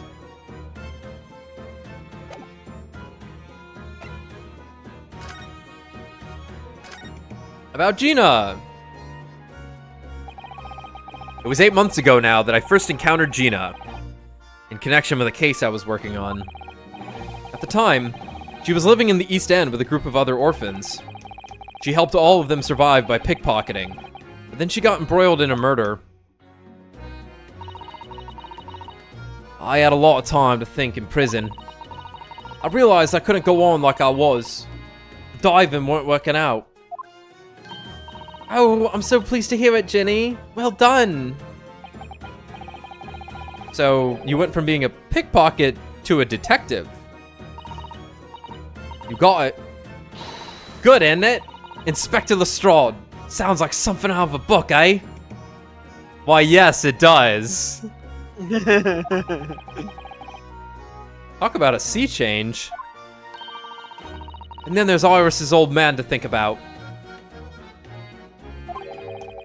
Right. Yes. This was a crucial component to the final case, and then it kind of got brushed under the rug because a murder happened. Because a stand battle began. Iris's father, you mean? Yeah. I promised her, didn't I? I said I'd get all the police forces around the world to pull out all the stops looking for him. Oh no. Just a small promise then. Nothing serious. Oh, Ginny, you're so sweet. So anyway, that's how come I had to go at the test for Scotland Yard. Jesus Christ, they're British. Only trouble is, I don't read so well, do I? Just a small problem. Nothing serious. And that's when Hurley approached Gregsy and asked for help.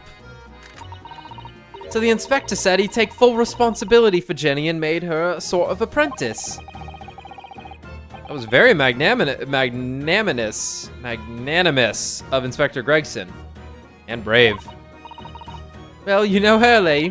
He enjoys finding ways to make people do what he wants. The great detective likes digging for dirt, in other words. So, the long and short of it is, if you've got questions about the case, you can ask Inspector Lestrade. Right then, Inspector. Actually, there's still a big mystery surrounding Gina, isn't there? Oh, what, Runo, what? Well, 6 months ago, Gina was the defendant in a trial prosecuted by the Reaper. A trial in which she was found not guilty. And yet, here she is still. Oh, come on. You're not still on about that, are ya? The Legend of the Reaper or whatever it's called. Core. You don't have worry, Odo.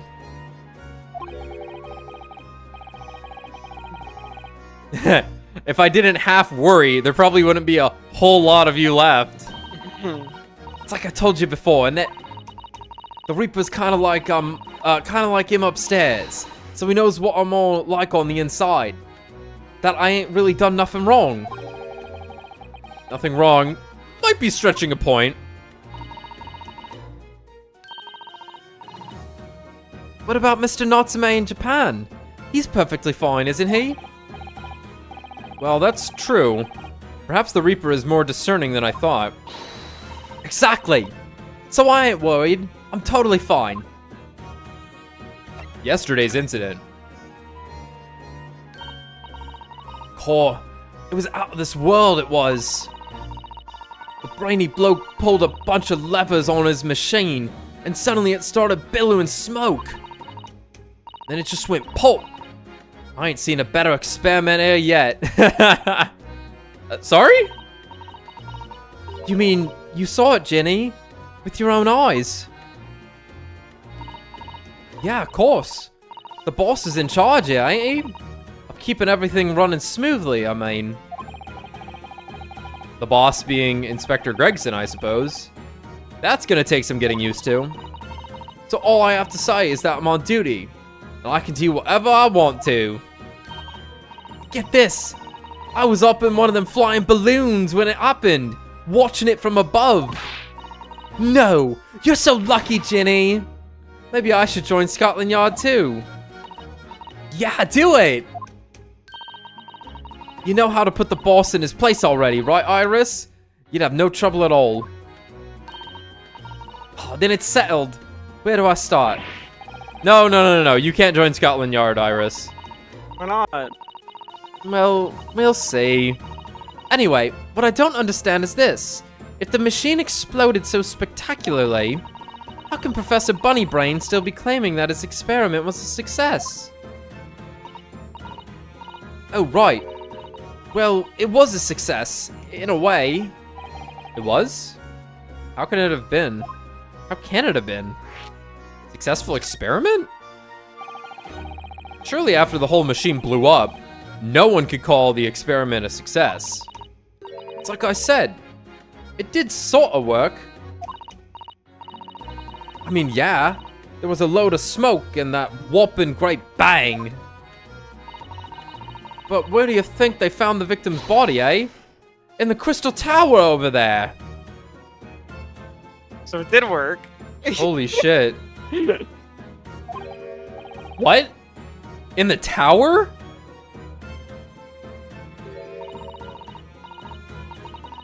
You can see for yourself, can't ya? Up there above the scaffold. Oh, where all the glass is broken, you mean? Yeah. The cage what the victim got in to start with really did get beamed through the air or whatever and landed all the way over there. So you see? It did kind of work, didn't it? What? I don't believe it.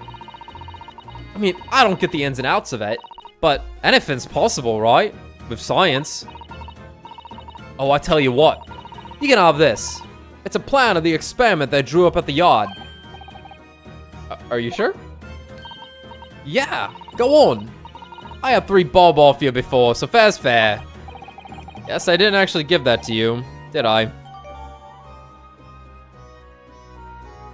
Experiment sketch. A diagram showing the relative positions of the Crystal Tower and Professor Hairbrain's machine that exploded.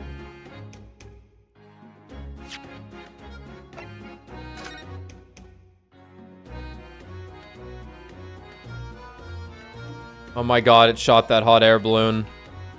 They threw the body out from the hot air balloon. And then he made his great escape. No. They had the fake body.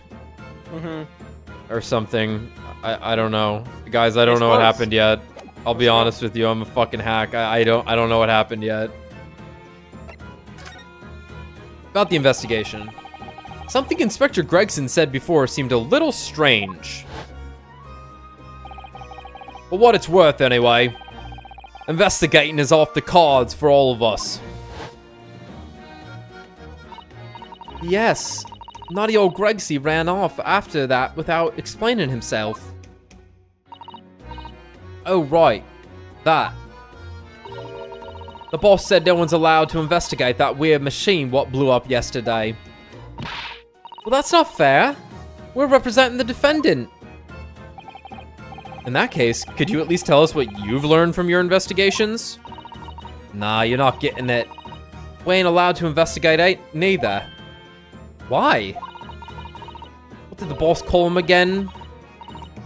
The forensic investigation team, I think. Anyway, apart from them lot, no one's allowed to lay a finger on the scene.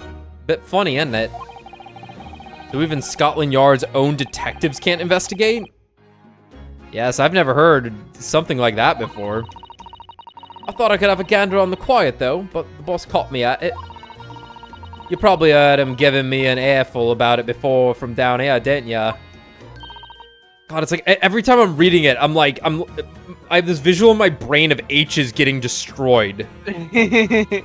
No, yeah. It's like the end of Nier where I'm destroying the credits, but it's the H's in the words. It's not bleeding fair. No, Gina, it's a gigantic fair. I think you were giving him as much of an earful back as I remember it. Yeah, well, sometimes I think it's all them chips what make him so stubborn. You say something to him, Odo? Go on, see if you can get through to him. You say something to him, Odo. Oh, yeah. You say something to him, Odo. See if you can get through to him. He's on the platform above us, is he? Where the machine that exploded is. Above us. We can try, can't we, Runo? Gregsy will listen to us. Parentheses, me. Alright, Gina, I love you. We'll talk later. I have to check out what this crossbow is over here. Oh, it looks as though somebody dropped something behind the tree just here. Dropped? Or hid? What is this? Some part of the machine that exploded? Maybe. It could have fallen from the platform above in the blast, perhaps.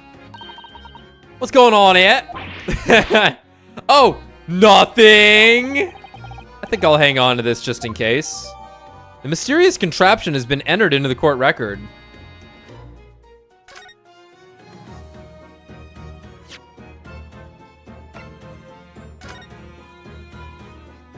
It's a crossbow. Oh, look, it unfolds.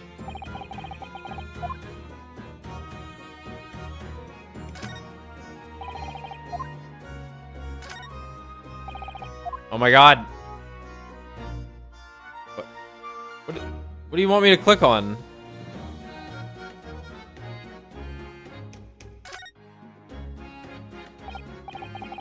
There's some sort of lever here.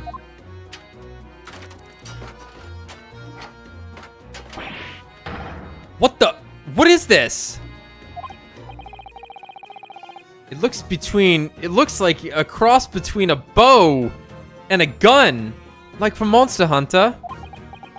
From what? Whose memories are these? Whose memories are these? I think it's probably used for the same thing, too. The bow gun has been added. Oh, crossbow. Okay. He didn't say that, but I guess it's a crossbow. A weapon found hidden behind a tree under the experimentation stage at the exhibition grounds. It turns out that it's a folding crossbow. Great. Oh, look, what's this? A ripped piece of cloth. It's not like any fabric I've ever seen before. Very thick and stiff. It looks extremely durable. It's canvas, I think. With some sort of rubber backing. And the edges appear to be a bit charred as well. Maybe that means it had something to do with the explosion? Let's make a note of it while Ginny's mid-yawn. Okay.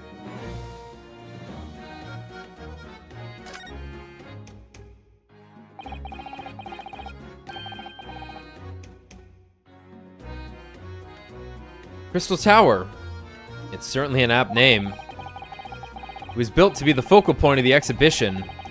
And it definitely is, being so tall and with all that glass. I can't imagine a building like this ever being erected in Japan. If I had a camera, I'd look straight into it right now. There are lots of exhibits inside the tower as well, apparently. Of course, there's an observation deck, but there's also an art gallery, a zoo, and a museum. But I heard you have to queue for 3 hours just to get through the doors. Well, at the moment, the shattered glass from the failed experiment may well be the biggest draw. Thanks to that accident, the whole tower is shut.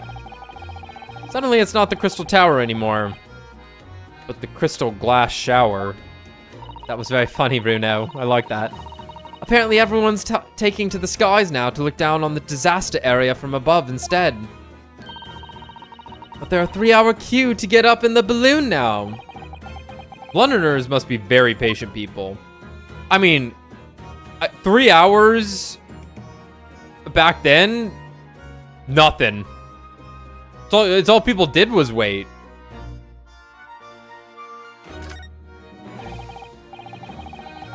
For some reason, the ground is damaged in this spot. Look. Almost as if there was a fire here or something. Yes, if you look closely, there's some scattered ash and burnt embers too.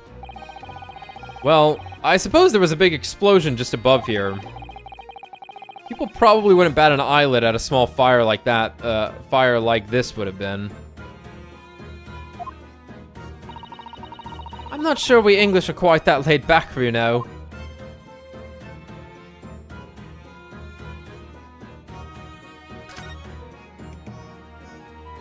Oh wait, do we have that sound effect? Which one? We do. Oh, yeah.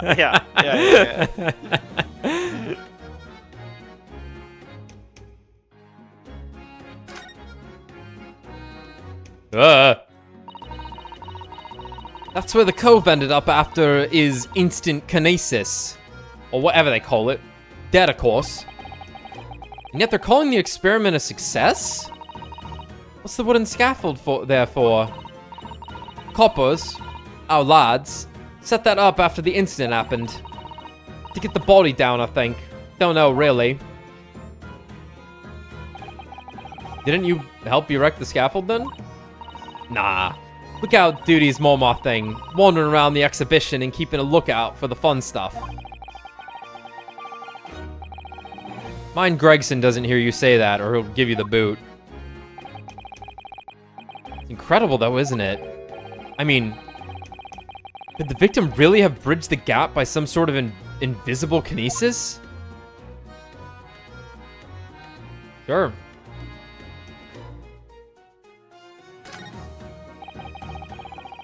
I've been meaning to ask you for a while now, but what are those funny round blobs floating in the sky?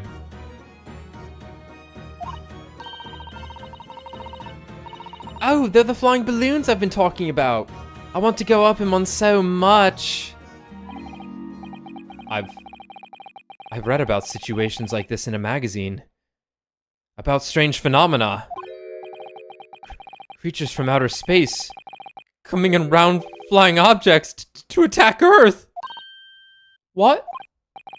I suppose inhabitants of other planets are bound to be interested in the Great Exhibition. This is it, Iris. It's happening. It's not. Don't worry. I'll explain it to you over. I'll explain it all to you later over a nice cup of tea, Runo. Just calm down. Put the crossbow down, Runo. You're fine. They're coming. Hey Jenny, check this out. This thing I shouldn't take. Where'd it go? Just takes the crossbow. Why you got that on you?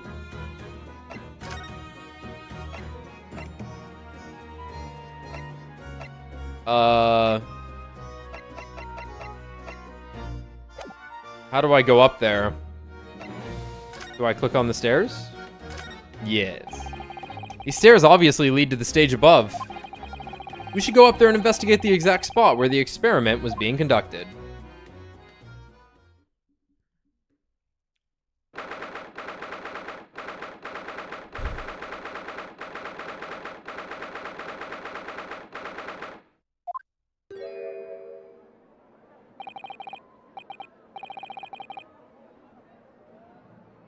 Alright. So that's it, is it? The machine that blew up. Oh, it must have been a magnificent explosion. And I've seen my fair share. You've seen things like this before, you mean? Of course! Hurley's always doing experiments that end in a bang. In fact, in his own words, explosions are the very essence of chemistry. Ah, that might explain the smell of burning that frequently comes wafting up the stairs. That's why we have the onions up there, to overpower it! Oh. One time, he made something that exploded with such force it took the roof off the building. I wish you'd been there to see it, Runo. It would have killed him. He would have been under you. It's hard to get too excited about that, given that I now Yeah. live in the roof. Well, anyway, that's enough about that. It's time to investigate. Oh, look, Inspector Gregson is over there. He seems to be deep in thought about something, whilst eyeing up the machine carefully. Really? He just looks confused to me.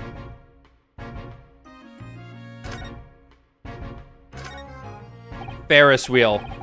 What is that gigantic thing over there? It looks like an enormous water wheel. Oh, that's a Ferris wheel.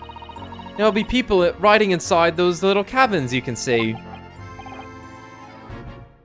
Why? Well, they rotate nice and slowly, so it's a wonderful way to see the surrounding scenery. Wait. It's turning? But it looks completely still. Yes, that's because it's turning so slowly. One complete revolution takes about half an hour. Ugh. If you were mad enough to go in one, it would be more fun to whiz around fast, don't you think? Yeah! I feel as though you might have just invented a new sort of ride there, Runo. Nice.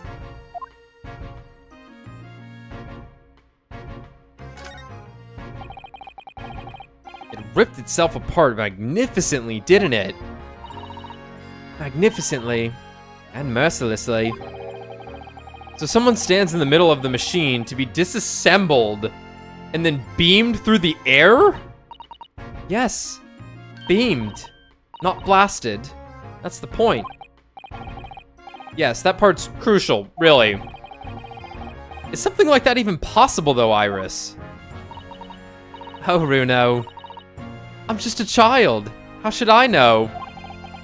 A child when it suits you, you mean? From what I can tell, I think if you were to pull this lever here... Stop!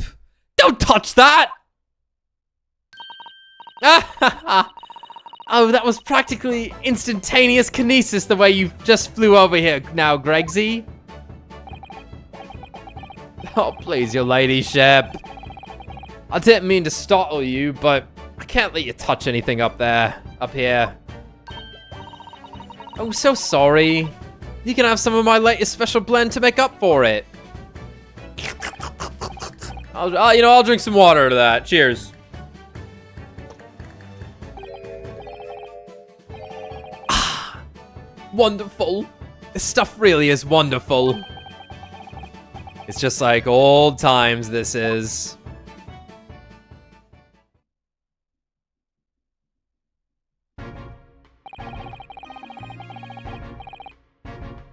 We're representing Professor Harebrain in court tomorrow, Inspector.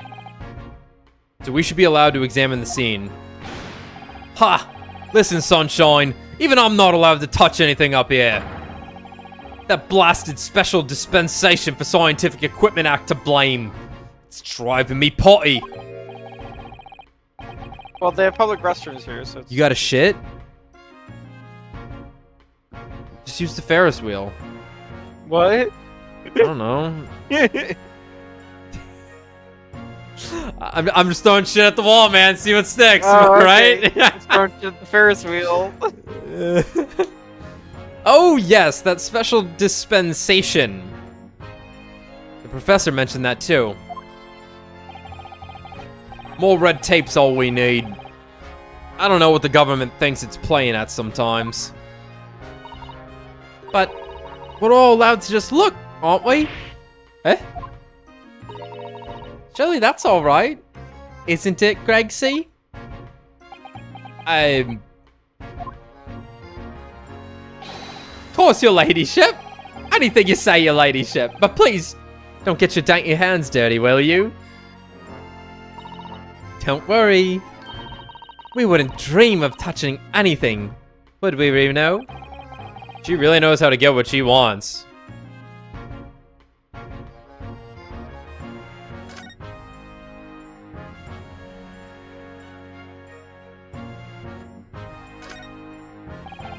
Considering how badly damaged everything is, Professor Hairbrain was lucky to escape unscathed, I'd say. We should have a good look around the machine while we can, I think. Touch anything and I'll make sure I kill you before I get strung up myself, yeah? I won't touch a thing, I promise. So please, spare a thought for your digestion. Anyway, you really think this machine could actually disassemble people like the professor claims? Yes, looking totally incredulous. Give it a rest, Sunshine.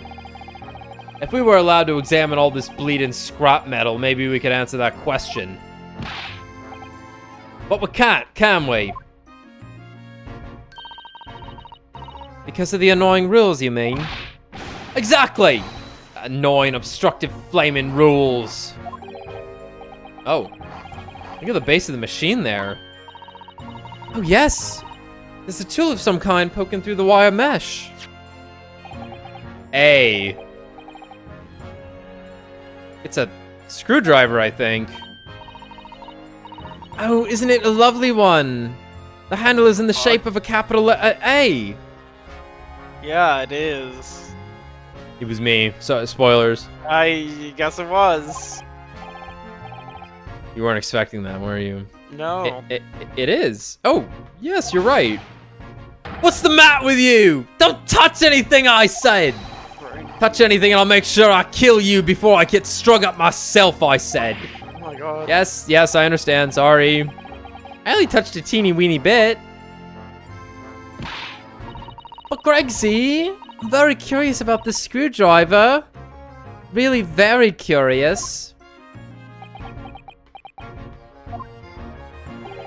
Of course, your ladyship.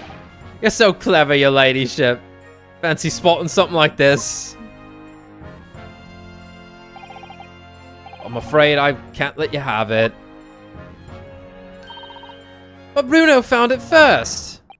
I assure you, I'll investigate you thoroughly.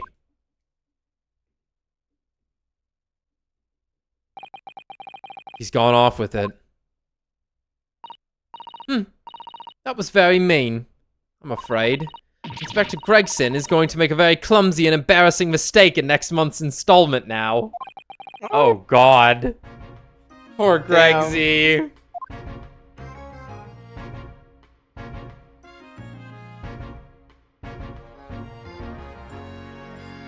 Out of petty, I believe I will ruin this man's life. That's fair. There are all sorts of strange buildings here in the Great Exhibition Grounds, aren't there? I seem to remember something similar being exhibited in Japan one time. Oh, in your country, Runo? I do wish I could go and see it. I'd present a particularly steely samurai with a present of one... I'd present a particularly steely samurai with a present of one of Hurley's stories I'd written especially. and see if I couldn't get Hurley into a jam against some Bartitsu Master Ninja. Bartitsu Master Ninjas. The Bartitsu. Is that... That ain't Japanese. I don't know what the fuck that is. Bartitsu? That's something... That wasn't what Kay was with, was it? No. Because she makes a Steel Samurai joke, so I'm assuming this is a reference also. Oh, yeah, I guess this is. Yeah, no, you're right. I'd present a particularly steely samurai with a present of one of Hurley's stories I'd written especially, and see if I couldn't get Hurley into a jamming ninja against some... What is this word? Right, Bartitsu. Bartitsu Master Ninjas. You might not find as many of those sorts of people around as you think.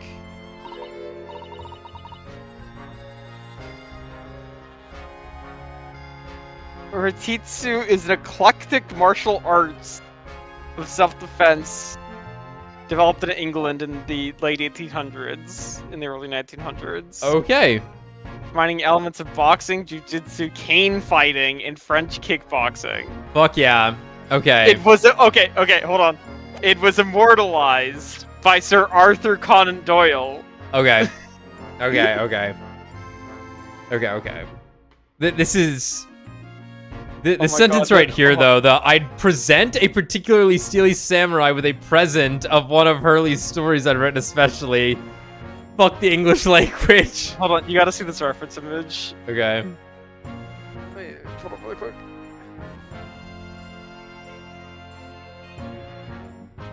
So this is the Bartitsu fighting style. Yeah, Bartitsu.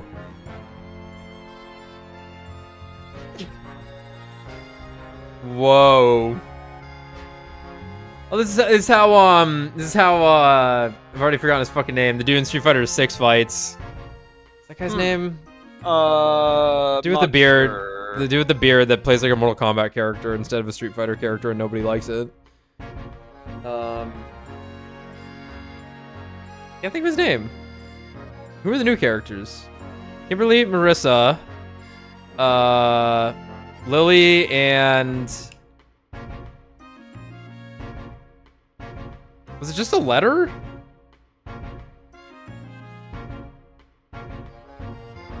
I don't remember.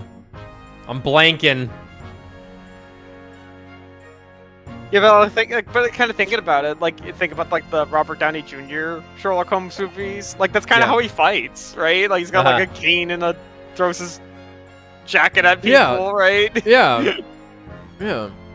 So that's a cool attention to detail. That's fun.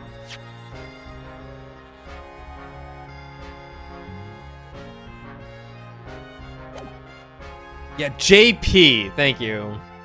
JP. Yeah, I'm definitely gonna remember JP. Oh, well that's dull. But I do know a prosecutor with a Chomage top knot I could introduce you to. Oh, a Chomage? Really? Do you think I could have my picture taken with him, do you? Assuming he's recovered from the trim Cosma gave him a year ago, yes. He was recovering. He was, yeah. Alright, up.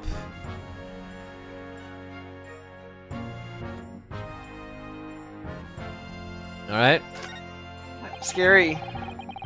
That amazing horn-shaped device is pointing toward the Crystal Tower. I suppose once people are disassembled by the machine, they're shot out of that thing to wherever they're going. I don't think it was supposed to shoot anything, Runo. It was set up to beam people to the Crystal Tower where they'd be reconstructed in their original form.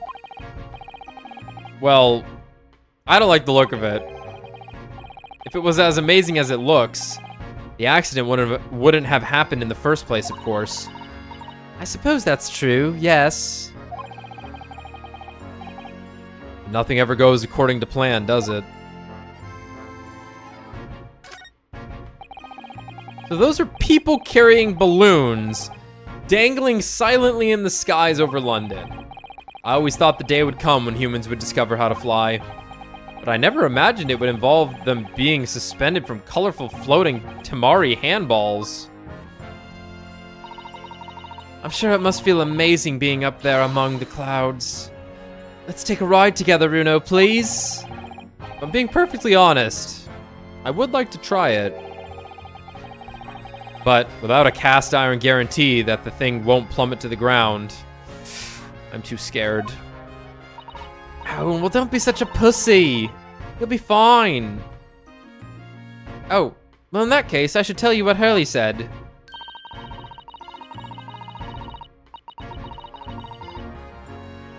It's physically impossible for a flying balloon to plummet to the ground, as long as it doesn't explode. Yes. Call me crazy, but I think that exploding part might play on my mind a little.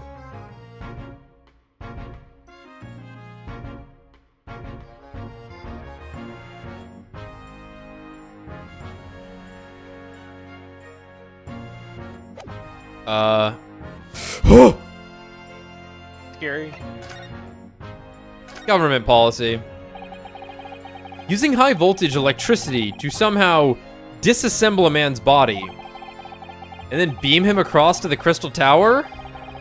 It's an extraordinary thing to attempt, especially in public. True. It was by far the most unusual of the experiments planned for the exhibition, mind. To be honest, I'm a bit surprised it was allowed. Carrying out something so dangerous with so many spectators, I mean. The government's doing everything it can to promote new science and technology at the moment. They're more worried about being ahead of the game than the odd spot of public safety infringements. They can be the first to develop some new technology. It makes Britain more powerful in the future, you see. Yes, I suppose that's true, in a way. So, the powers that be are placing a heavy emphasis on scientists' rights at the moment. What sort of rights? They're making it so that any theories the brains have remain their legal property, as it were. Right through developing it into a practical idea, and even going into production. Which is the infuriating reason us coppers aren't allowed to touch these crime scenes. Because the new Highfalutin Special Dispensation for Scientific Equipment Act forbids it.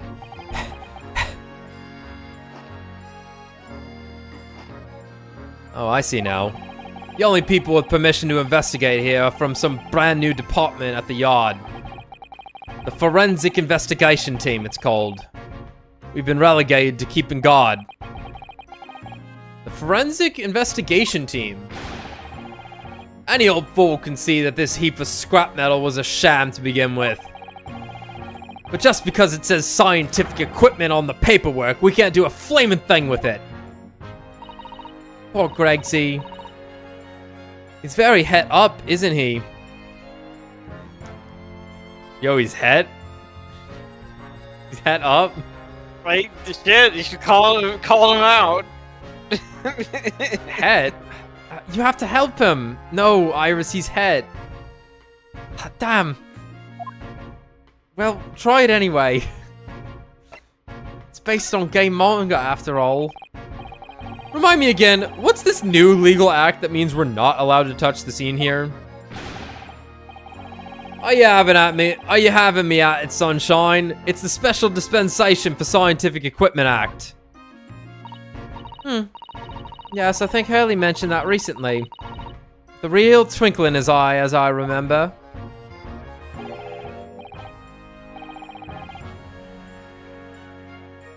I'm sure he did, your ladyship. I'm sure he did. Passed especially for this great exhibition it was. All scientists have to do is present their ideas or inventions to some suits in the civil service. And if it gets rubber stamped, that's a guarantee of rights to maintain the invention's confidentiality. What does that really mean? Think about it. Think of all the world-changing new inventions on display every day at the exhibition. Although a good half of them are a load of cobblers, if you ask me. Put forward by shammers like yourself. Thanks for that, fuck ass. Oh, I love how absurd some of the new inventions here are. It's all so fun. Might be fun to you, but a member of the Force has to be present at every single demonstration. Can you imagine, eh? Hang science. That's what I say. Oh, I don't think so. That sounds like my dream job. You'd soon think otherwise after spending a day guarding all these shammers' bogus contraptions. But if they're all bogus, how can anyone hope to demonstrate them? There'd be no point. Yeah, well, there is a point, sadly. Sorry? Thanks to another of our government's bright ideas, if any theory or invention is deemed to show potential, the government hands out a research grant. The scientists get funding? Exactly. And that's what they're all after. All these shammers coming from far and wide to clog up Hyde Park. And who has to keep them all safe, eh? Who has to smile politely and welcome them? Us coppers, that's who. So you can see why I say it now, can't ya? Hang science. Hang it! Oh. Maybe I can see a point. Professor Harebrain. Apparently Professor Harebrain lives and works in Germany now conducting his research. That's right. Came back to Britain especially for the Great Exhibition as I understand it. Probably after one of the government's research grants. Actually, we learned something else about the professor earlier today. About his time in further education. It turns out, he was at university with someone we both know. Lord Van Zeeks. What's that? That's news to me. But if Van Zeeks mans the prosecution, then as the accused, the professor's fate is... sealed? Because the Reaper will get him one way or another. Blimey. That man's beyond me. I don't know what goes on in that head of his. Talking of Van Zeeks, this morning's paper ran a story of him being attacked. Read that? Oh yes, but Mr. Reaper is completely fine. Nothing to worry about. Yes, right. Glad to hear it. Still, the Reaper, huh? How long is that business gonna keep up, I wonder? The mystery of the Reaper. The victim of this case, the investor, Mr. Asman. He was another of the Reaper's victims, or so I heard. Lord Barak von Zeeks is a top-class prosecutor, but even he can't always push the right verdict through. Sometimes justice can't win. Our jury system's completely rigged and fucked. Yes, I've heard about jurors being bribed and evidence being falsified. Exactly. And that's how the notion of the Reaper of the Bailey came about, isn't it? Obviously. Scotland Yard suspected Van Zeeks initially. We all assumed he was taking matters into his own hands if he failed to seal the deal in court. Although the man himself denies that charge. Well, we've done a very thorough investigation, and the conclusion we reached is that Lord Van Zeeks is in no way related to the deaths of those people outside the courtroom. There's no question in my mind. I'd stake my reputation on it, I would. But if that's true, then how do you explain it? All those defendants couldn't just have coincidentally died if nobody killed them. I know that, but I can't explain it. It's a mystery after all, isn't it? That's the whole point of the Reaper.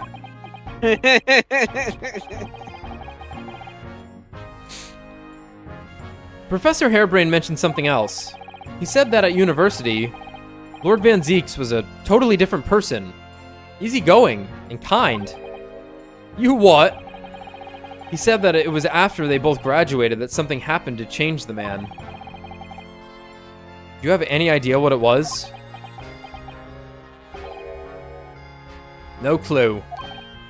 Really? Look, I've got my hands full watching over this frustrating crime scene.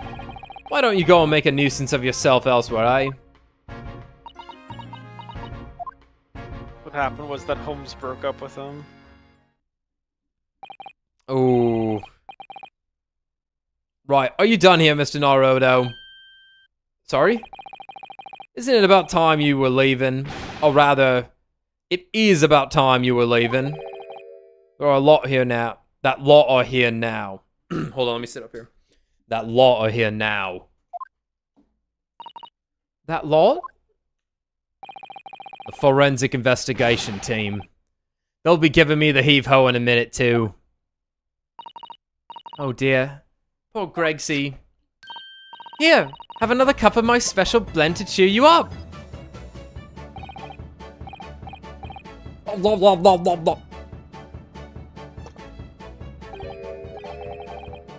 Oh, that hits the spot.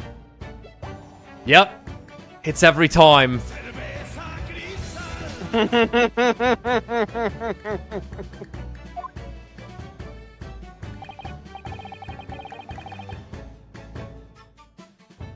Well, at least I've seen the scene with my own eyes.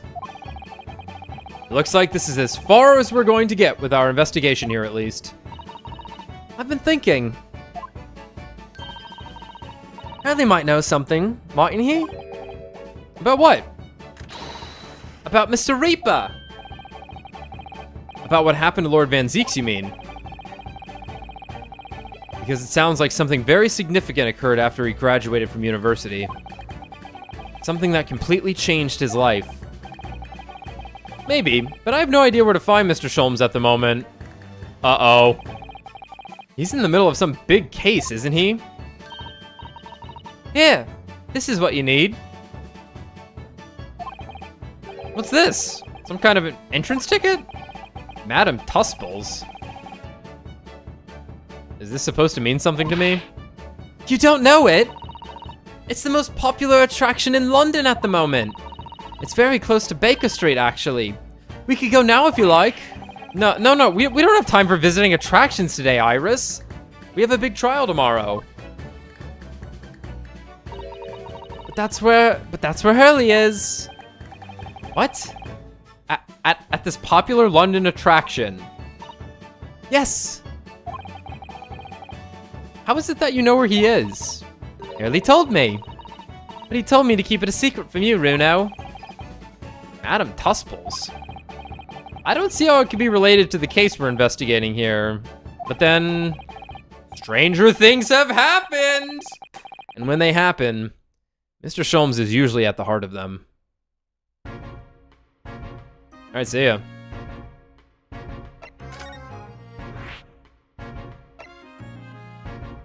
Let's get to the start of this one, then we'll take a break. Need to grab some water. This is where Hurley is. I'd love to know what he's up to, wouldn't you? Madame Tussbells. 2 spells. 22nd of October. Madame Tussbells Museum of Waxworks. Ugh. Ugh.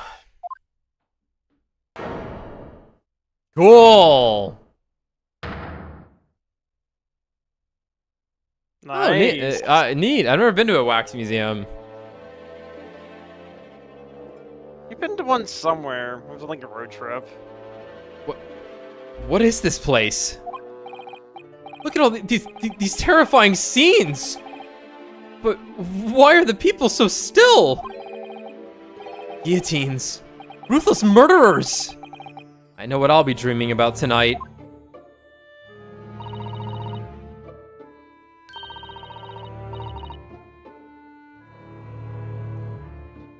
They're all wax models. They're amazingly realistic, aren't they? What do you think, Runo? Shocked? Wax models? Ah! I read about dead bodies and wax once in a magazine about strange phenomena. Depending on how corpses are kept after death, parts of them can turn to wax, apparently. It's called an adip. I've never seen this one. Adipocere. Stop talking about creepy things like that, Runo. You're scaring me. Anyway, adipocere doesn't form readily, you know.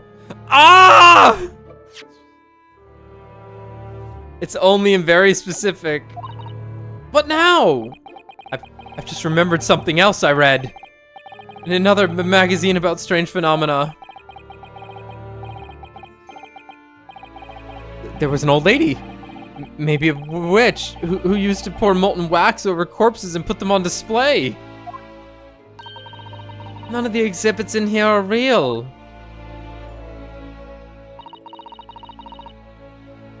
They're all entirely man-made replicas. They can't be. You really expect me to believe that? Just look at them. Oh.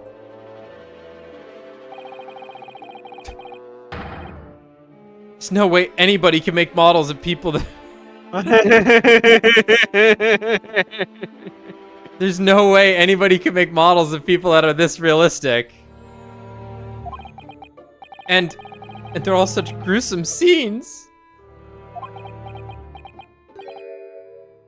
Wait. What is it? Oh. No. I must be seeing things.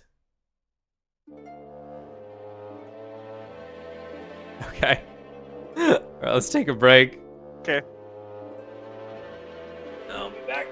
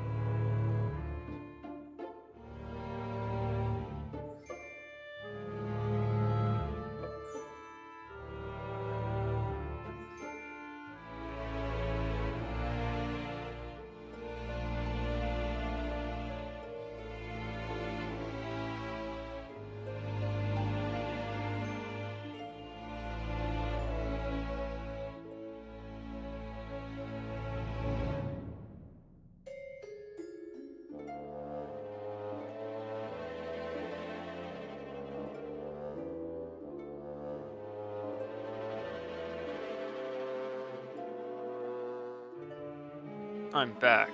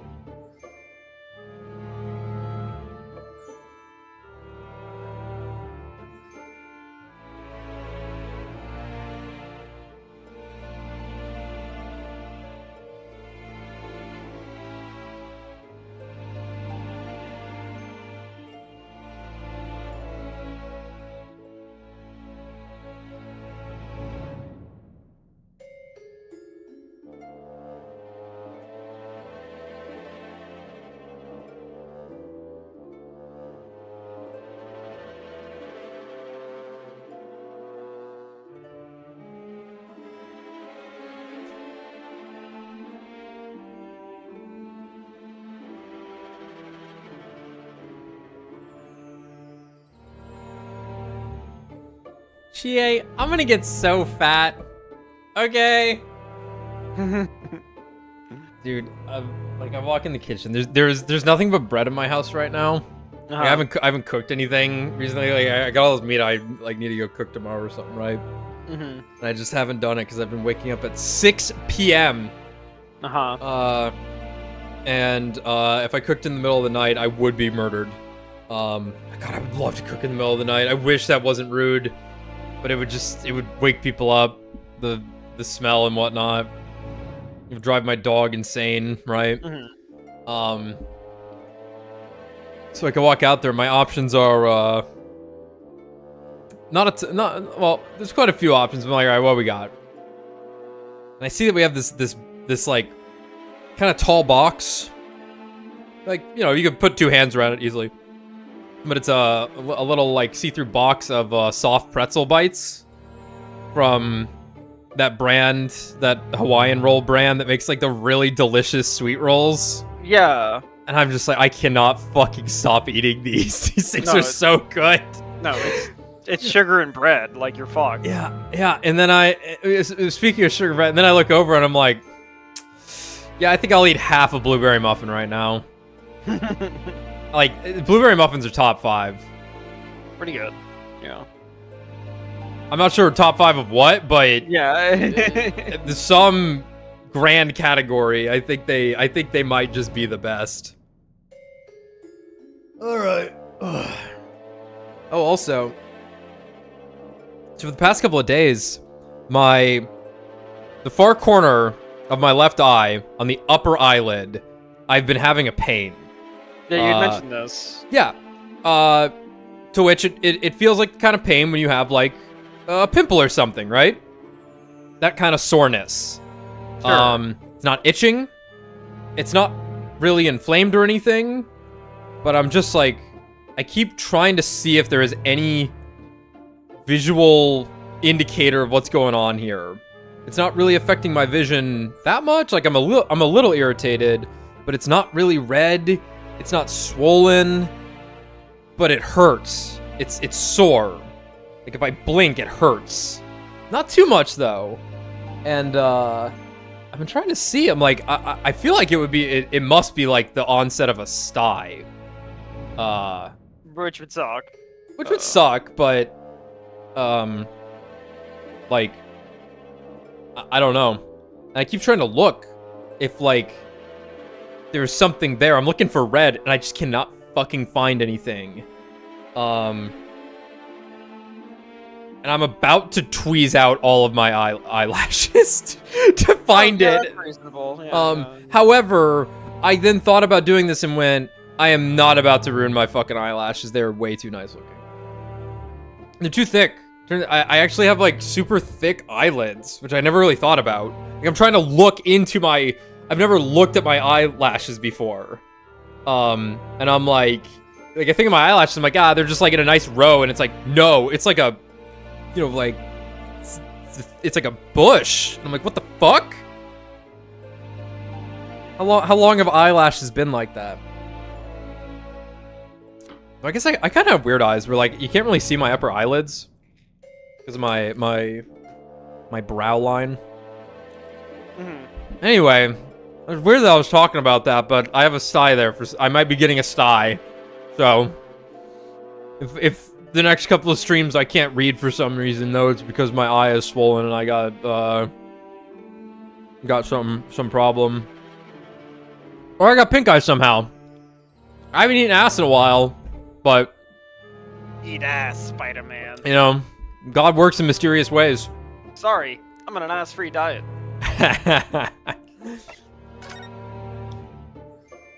Oh, there's a body. I didn't even notice that. I was staring at the fucking screen for like 10 minutes. So I was also thinking, so obviously like on the right here is like that. You're a little quiet.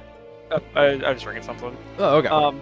Making sure you're... So I was also thinking, so it's interesting, because like a setting like this, a natural play is you have a Jack the Ripper or something, right? Yep. I mean, it have that. Maybe, I suppose it still could come up, but I'm going to assume that they're not going to pull a Jack the Ripper case on us all of a sudden. Yeah, whatever, Right. whatever happened to juror number 3 from our McGilded trial? Right. Knife Man. But that's obviously, it's cute that there he is there, right? Yeah. But then I was also thinking about how, in real life, Sir Arthur Conan Doyle was actually friends with Houdini. Oh, Yeah, so like, I Okay. feel like they could have. I feel like they could have done that something like that too, like thrown a Harry Houdini-esque character into the game to like. yeah. God, something, but Houdini. it's- I haven't heard that name in a long time. But they would have been like, it's Yeah. like that's the character that I would end up linked at, if they were There's still walking around. time. Yeah, there's still time. That's true. Definitely still time. They, Shu Takumi loves his magic. Yes. As we've seen. He dedicated an entire game's through line to it, in fact. Alright, where are we starting? Guess we'll start here. Is this some infamous murder? Yes. Called Jane the Ripper. Like dough? Is it midnight? Hey Tommy, check if lighter was announced. hold It's on, hold on. midnight. Yeah, I gotta. All her victims were young women. I knew it. You can tell by the way she's holding that knife. Sure sign of a murderer. Oh no, the one on the floor is the one who killed. Well, yes. Ah! What's the matter, Runo? I've worked it out. I know what she's doing. She's trying to fill that bathtub with blood so she can have a soak in her victim's gore. There's a shitty movie from the early 2000s that was like a video game horror movie where this was the They seem plot. to have announced nothing. Cool. You know what? No surprise. They're not putting men in that game. Yeah, no, There's an internal struggle right now going on at MiHoYo. They've put male characters in the game, and this is an issue somehow. the 3 midnight tweets went out for like just about 1.2, but there is no drip marketing for a character unless it's coming in the next minute. There's just they've end of services here. They've already stopped doing 2 characters per patch. I suppose it still could be coming, and it's just the fact that they had there was another one. There was another one about the Bang Boo. Here, I'll keep reading. Yeah, sorry. No, you're good. I'm curious. She's trying to fill that bathtub with blood so she can have a soak in her victim's gore. Not according to the information about the exhibit on the little board here. It doesn't mention anything about the bathtub. Really? Sorry. I don't think it's significant. I still think it has to be there for a reason.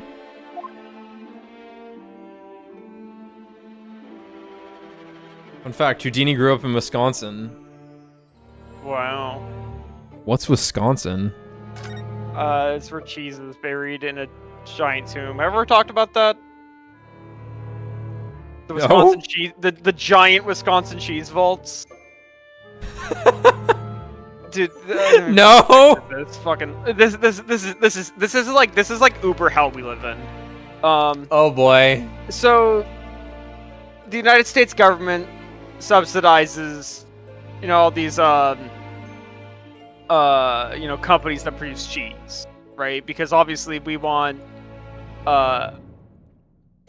cheese. We want it to be produced because obviously it's fucking cheese. It's like one of the most staple things ever, right? So all these fucking companies or whatever get a buck ton of money every year to just keep making cheese, right? It's Okay. total. That's, The cheese right. must flow. But they're making way too goddamn much. They make more than we could ever consume. And because they don't want to just throw it out, they just have hollowed out these fucking mines and mountains to turn them into giant refrigerators to store cheese in. Okay. So there's, we have fucking billions of pounds of cheese that we don't even do anything with or use. They could just considering the government's paying for it anyway, we could just be getting like pounds of cheese for free every month, and we just don't. I mean, they just keep it in the fucking. They hoard it for their just cheese hoard it. dragon. For their cheese dragon. For fucking nothing. It's like you're never gonna sell it all. It'll become the basis for an economy once the world ends. Yeah, but the fucking was like The Wisconsin cheese vaults. Yeah. The cheese Wow. caves and food surplus. No, okay, I'm sorry. It's actually Missouri. Is where a lot of these are. What's Missouri? Where the cheese vaults are. I know what misery is. What's Missouri? Hundreds of feet below the ground in Missouri, there are hundreds of thousands of pounds of American cheese, deep That's in converted limestone mines. 36 degrees Fahrenheit, dude. Think about how much fucking energy goes into maintaining these super fridges. We could just be eating the cheese for free. But no, they're spending more money on these giant, massive refrigerators because they're like, the economy, capitalism. I'm gonna kill someone. Anyway, I would. it seems we're not getting a fucking character in the Zone Zero ever. Huh. I'm uninstalling. I think. Well, yeah. Fair. Oh no, there he is. Oh, okay. Is it done? The streak has been broken. It's finally over. Dude, I'm sitting there. I'm like, dude, they're fucking like, they're at MiHoYo HQ and they're having a battle. Like there was a war happening to hit this tweet button. It only took 5 minutes after midnight. Why are they so afraid of a penis? They had to make sure to post the Bang Boo first, bro. Doesn't say he's S rank. Oh no. He's a stunner? Okay, well that sucks. I'm not getting him then. Shit. Yeah, that blows. Sucks. That really sucks, actually. That sucks a lot, yeah. He'll probably be like the most fun character to play in the game, but He's a yeah, I don't know. Stunner. That sucks. I don't know. I think Zenless doesn't have the legs, dude. I don't think that game, as cool as the characters are, as fun as it is at times, I'm definitely like, I don't. God, that sucks, dude. Yeah, that does suck. Like that's fucking whatever. I'll talk. We'll deal with that later. Yeah. Anyway, that big heavy curtain is in a heavy prominent position, isn't it? I have a nasty feeling there's something going on. There's going to be something truly terrifying behind it. Oh yes! That's the famous Tussville special exhibit! It depicts one of England's most notorious killers. Do you want to pay the extra fee and have a look? Pay more money? To be even more terrified? Oh, let me think about that for a moment.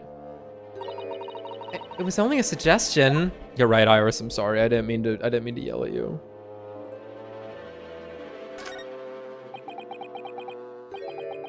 Is this an arm? Looks like an arm, doesn't it? Maybe one of the waxwork models has fallen over. You don't think it could be the work of one of the masked murderers in here, do you? Bruno! Stop scaring me! Is it a wax arm? Or a real one? Come on! You're always pointing that finger of yours in court. Poke that arm now and see how it feels. Objection!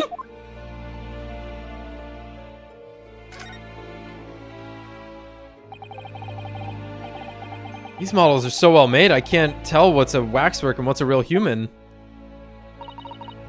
Maybe all the exhibits are real people. And when it's closing time and all the visitors have gone home, they suddenly start moving. Just thinking about it makes me wish it was closing time already and I was on my way home.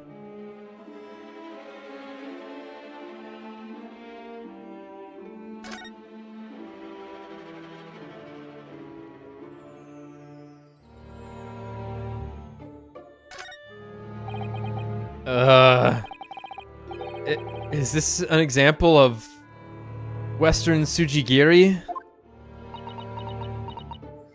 What? I don't know what that is. You know, when an unscrupulous samurai randomly attacks a passerby to test his sword. I still don't know. No. But actually, a waxwork samurai would probably be hugely popular. Could you model it, do you think, Runo? Doing that Sujigiri thing you mentioned. Well, I do have a sword, but I've no intention of testing how sharp it is on a human subject. For now, at least.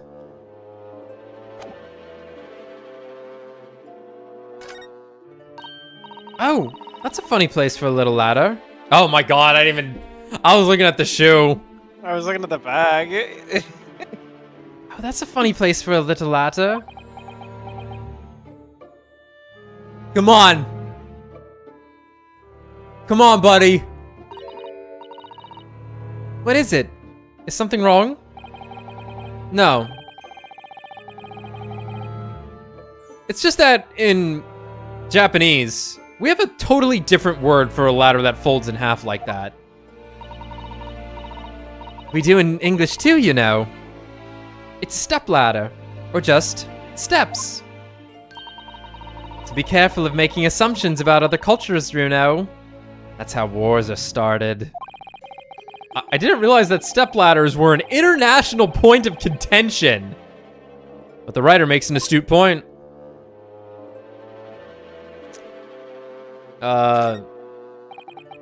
It's the great detective, Mr. Herlock Sholmes. Mr. Sholmes has his own wax statue in here?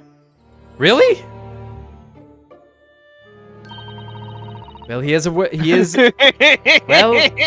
is world famous after all. It's an uncanny resemblance, isn't it? Makes my skin crawl to look at it. I know. But look, Runo. You can kick this Hurley and he doesn't move a muscle. Oh!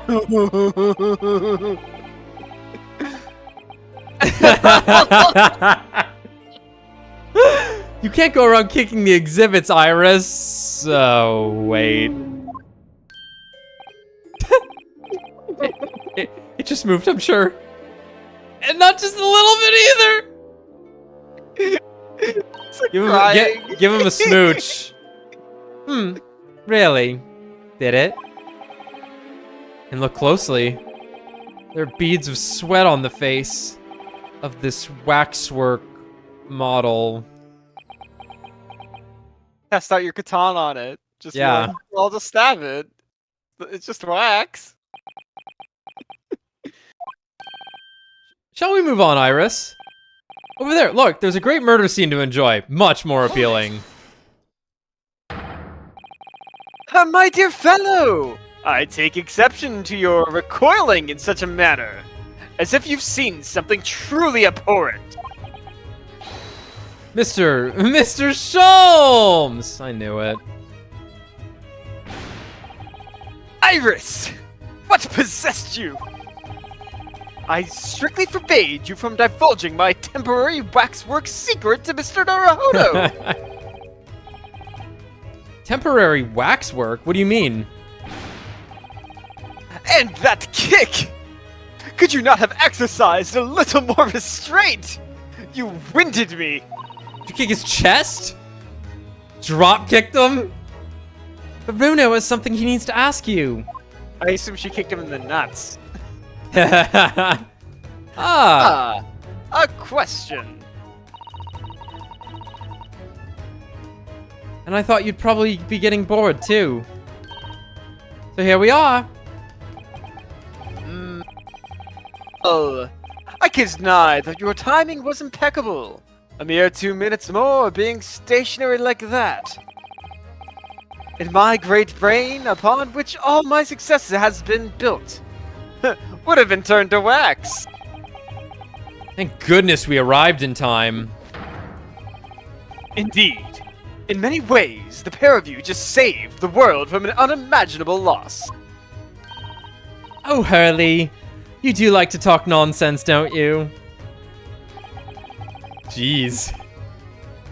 He could know something, it's true, about Lord Van Zeeks and what happened in the past to change him. Now that you're here, let's take our time. How can I be of assistance?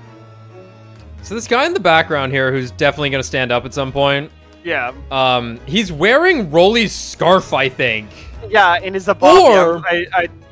Or Patricia just makes scarves for all the Bobbies or something. Sure. Might be the case. It's Rolly 1 year into marriage. He He's an old man now. hasn't had sex since marriage still. Yeah. Well, you're in luck. I'm suddenly quite taken with the idea of conversing. What kind of mental illness does this guy have? I'm sorry, not illness, disorder. Acute narcissism? I don't know.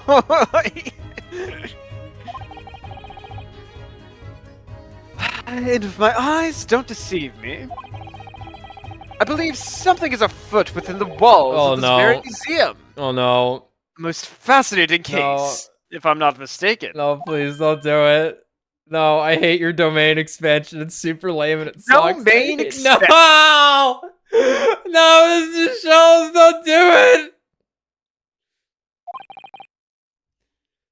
Moreover, Good thing I've mastered the art of negative cursed energy. That won't work. I have a strong suspicion that it is related to the matter about which you've come to me now. Man, I had this impulse last night where I'm like, oh, I need to start reading Jujutsu Kaisen if it's ending, right? I gotta go read that, right? And then I'm like thinking about it, and I'm like, oh man, you know what I want to do instead of that? I want to read Dawn to Dawn. Dawn to Dawn. Yeah. It's gonna be real popular here in about 2 weeks when it starts airing. Yeah, that sounds right. But I was like, I don't know, it looked cool. I've been meaning to read it. Anyway, I have a strong suspicion that it is related to the matter about which you've come to me now. But how could it be? We shall speak again presently, my dear fellow. But for now, I must return to my work. Okay. What? Back to being a temporary waxwork exhibit? Okay. Person. It's gone.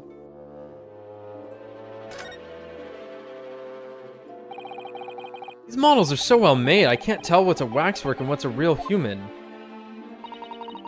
So Hurley gets away with making himself a temporary exhibit for the day. Maybe there are other people posing as exhibits in here then. Or maybe all the exhibits are real people. And when it's closing time and all the visitors have gone home, they suddenly start moving about. Just thinking about it makes me want, yeah.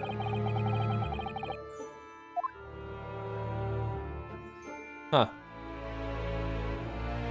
It was slightly different dialogue.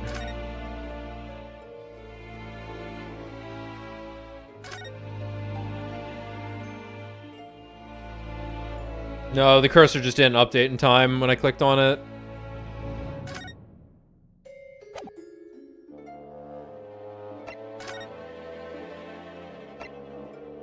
Shoot him with a gun. Wait, you gave this to me. Hey, Mr. Sholmes, did you have a look at this newspaper? You've been into my room and helped yourself, have you?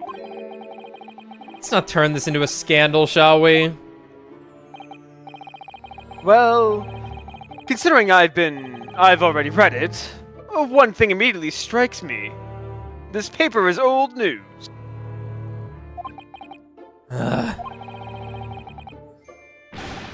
What would possess you to show me this? What's done is done. You must distinguish, my dear fellow. Distinguish the old from the new. There's some conversations you wish you'd never started. Excellent.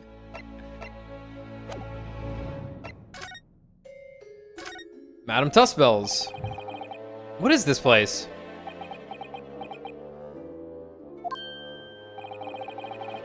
Madame Tussbells came to London from France 3 years ago. I understand. Since she opened this little waxwork museum last year, it's enjoyed great popularity in London. There are There are museums like this in Japan, too. But these displays are something else. I mean, they aren't made from actual real people, are they? The extreme realism of these waxwork models is a particular secret of the Tough Spells family, they say. They earned renown during the French Revolution for waxworks of victims of the guillotine. Ugh. That sounds grim. The gruesome scenes were portrayed with such realism in the expressions of the faces of the condemned. Apparently, the sculptors would make the models directly from the corpses, right there at the site of the executions. That really turns my stomach. It's one of several legends about the Tuspel family. Whether there's any truth in it, I couldn't say. I'd believe it. But anyway, this museum houses models of famous people from all over the globe. Nevertheless, the most popular area of the museum by quite some margin is this House of Horrors. House of Horrors? Of course! Visitor numbers are dwindling now as a result of the Great Exhibition. But people usually flock here to see the exhibits of some of London's most vile criminals at their gruesome work. Naturally, most of the miscreants portrayed here were sent to the gallows. So they're even slimmer now than the models of them! Have you heard of poor taste? I can't taste anything, actually. Oh, my dear fellow. The public live for poor taste. They yearn to be shocked. True. So, the hideous exhibits in here are... They're all portrayals of real events that actually took place. Is it just me, or did the temperature in here just seem to drop? Anyway, I'd advise you not to think about it too deeply about what you see here. Oh, he's back to being a waxwork, is he? Temporary waxwork. What do you mean by a temporary waxwork, Mr. Sholmes?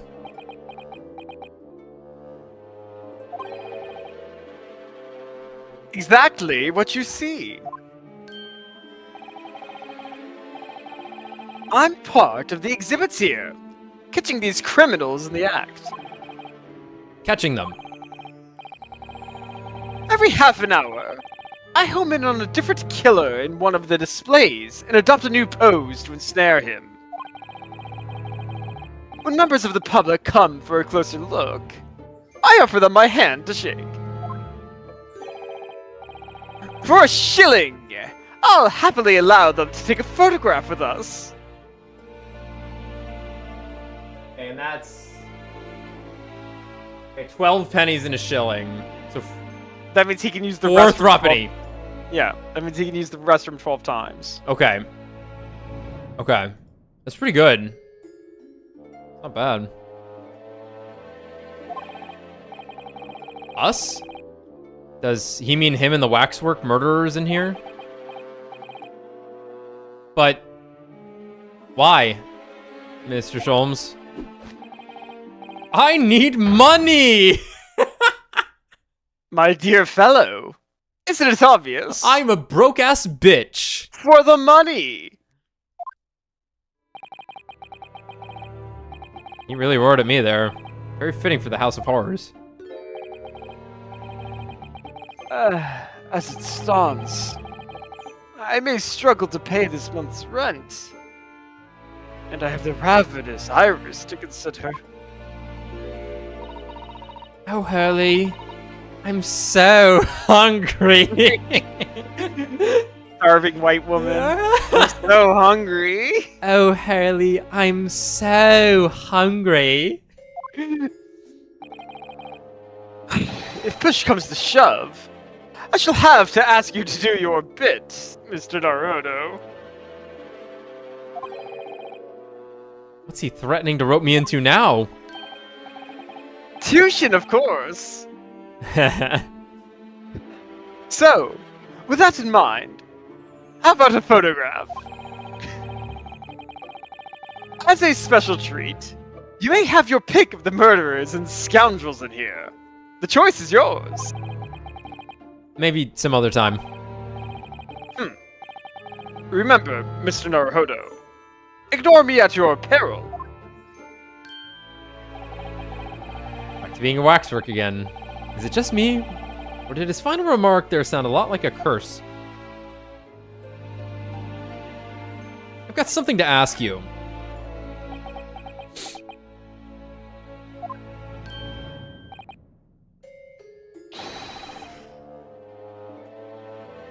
You'd like to ask me, then?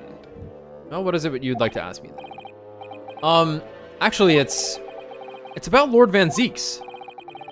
Ah, our friend Mr. Reaper. How did you find him? Well, I trust.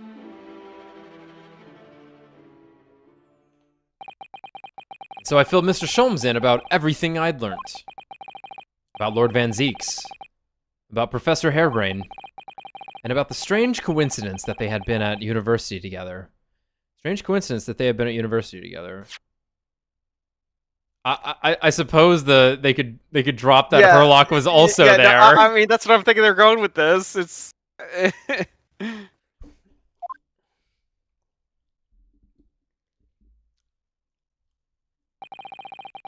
So I'm wondering what it was that happened to make Lord Van Zeek such a different person. I was sure that you'd know, Hurley.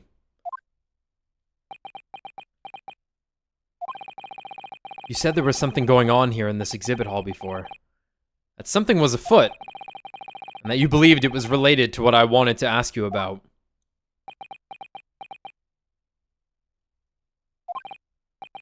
Mr. Sholmes? He suddenly clammed up. Well, it seems... Greetings.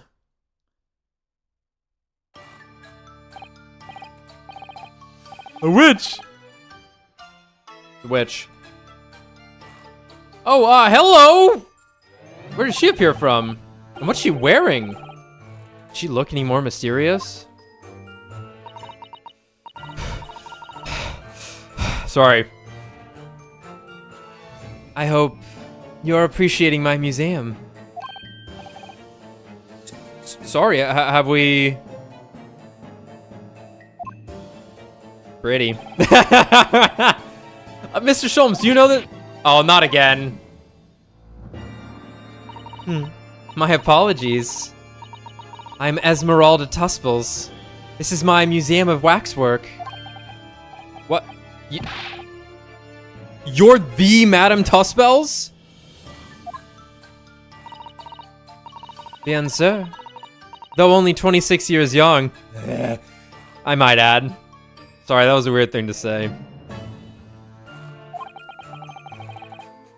Is that significant somehow?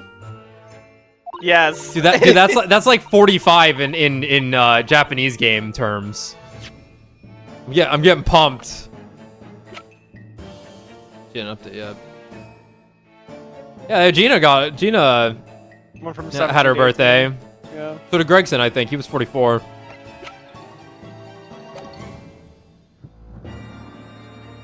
I'm a madam in name only. It adds a certain je ne sais quoi. Right. Firstly, I must apologize for my waxworks. Or rather, one waxwork in particular. That'll be Mr. Sholmes then. I was led to believe he was a great detective. But he seems... unable to settle. Oh, she got a break. Oh! I like her. Next time you move from your designated exhibit, there will be toil and trouble. Dead. She sounds deadly serious. That's a problem. How am I supposed to ask Mr. Sholmes about Lord Van Zeeks now? let's not forget what Hurley said before. About something being afoot right here in the museum, I mean. Yes, I know, but...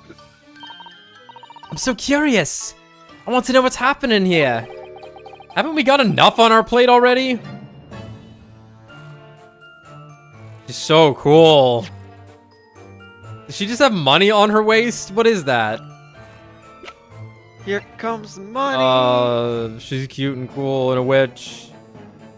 The proprietress of Madame Tuspel's Museum of Waxwork, and the latest in a line of artisans privy to the secret Tuspel's technique of capturing a perfect likeness. It might be like, maybe it's supposed to be like a home. Yeah, I don't know what that is. For what? The money. Like, right. What the fuck is that? Yeah. Madam, there's something I'd like to show you. I'm a lawyer. Yes, what is that? I remarked on it to myself immediately, and I've been very curious since. Ah, well, it's actually the mark of a defense lawyer. In the Empire of Japan. Oh, quel dommage. Not quite as interesting as I'd hoped. What are we thinking? What, plus one of the racism counter? Yeah. That's fair. Yeah, alright. What exactly were you expecting from an armband? Ever seen a crossbow? Did I show you this? Oh, how fascinating. Is this made of wax? No, sorry. It's a piece of evidence. Why would you want to show me this? She can only wax lyrical about wax. Is that it? The waxworks. Did you make all these waxworks, Madame Tuspels? I did. I'm the third generation of waxwork artisans, you know. Gosh. It was my grandmother who began the tradition in my family. Her fortunes were checkered, living through the turbulent times of the French Revolution as she did. Though that is, when she acquired the... How do you actually pronounce this? Savoir-faire? Yeah, savoir. We always just said savior-faire in Disco Elysium. Savoir-faire, dude. The savoir-faire that leads to the astonishing lifelikeness. All these waxworks really do look as though they're alive. In fact, they look more alive than Hurley.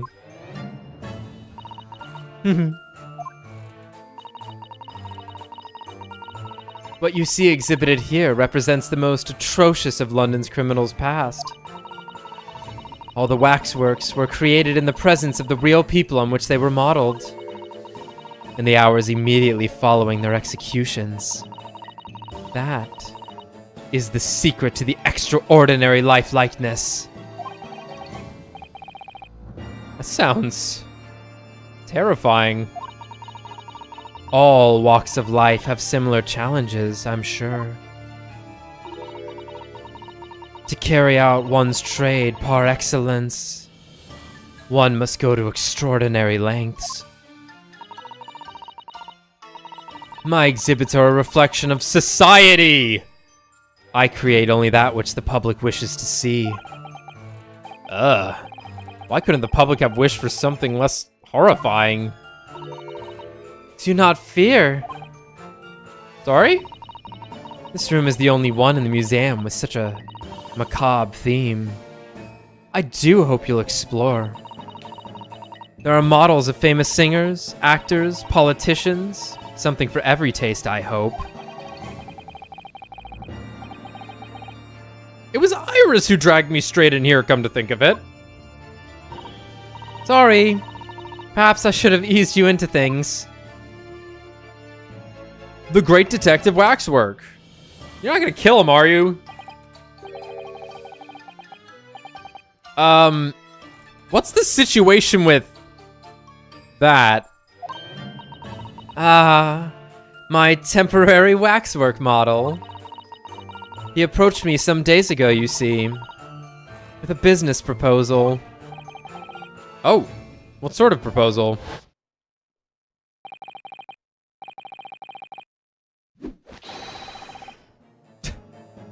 My dear madam, what these sparse exhibits need is the addition of a world-famous great detective. Or words to that effect. Naturally, I am well aware that Mr. Sholmes is widely known in London as a talented detective. It's great detective, actually. He's very specific about it. Yes, the creme de la creme. So I was keen to come to some arrangements with him, of course. But sadly, we were unable to agree terms. Let me guess. Someone wanted to charge an exorbitant price for his services.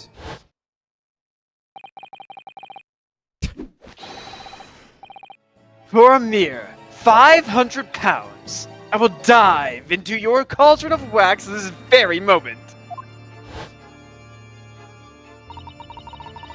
I like how the guard wasn't there in the flashback. Oh, sure, sure.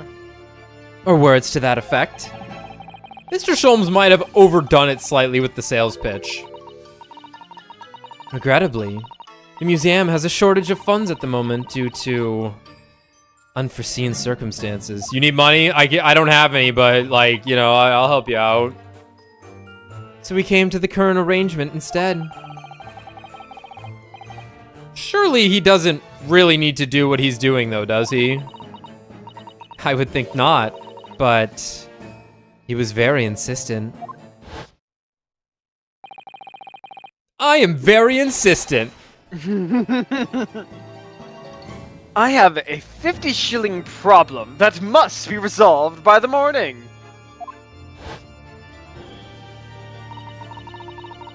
Or words to that effect. It's the pawnbroker, that's what it is. He must have something to redeem.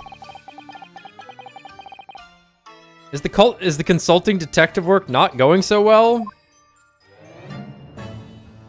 Something afoot. I wonder, can I ask you something? Bien sûr. I'm just curious. Is anything going on in the museum at the moment? Some kind of incident, perhaps?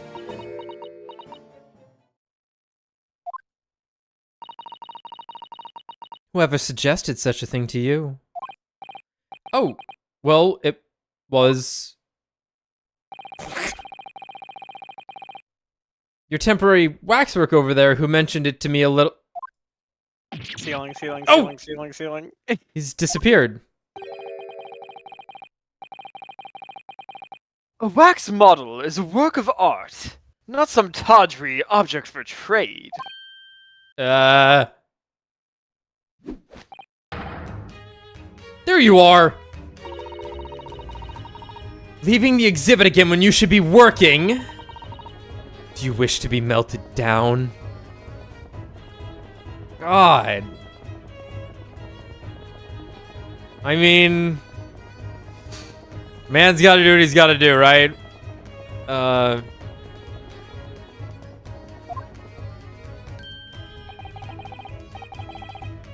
My dear Madam Tuspels, save your reprimands. There are more pressing concerns. The wax can wait. It's our ideas about your current problem we must throw into the melting pot instead. Sorry, what was her first name? What did we get it? Esmeralda, that's Esmeralda, right. yes, yes, yes. Esmeralda.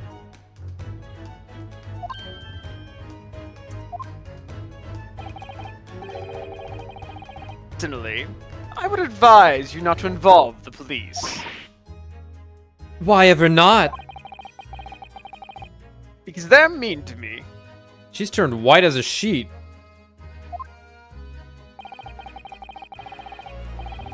Because you have at your disposal a great detective, whose services you may employ for a mere 50 shillings. Though please be aware that I prefer... no. I insist upon payment in advance.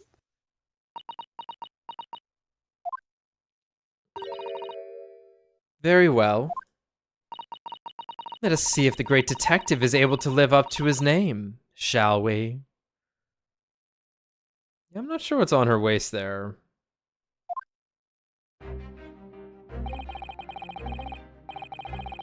Before I engage my analytical process, I must ask you to clarify something.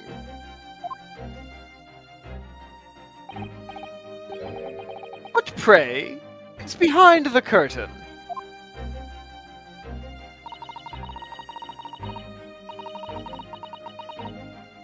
That is the Tuspill's special exhibit. There's an extra charge to see it. The special exhibit in the House of Horrors. Let me see your braid. Oh, her collarbones.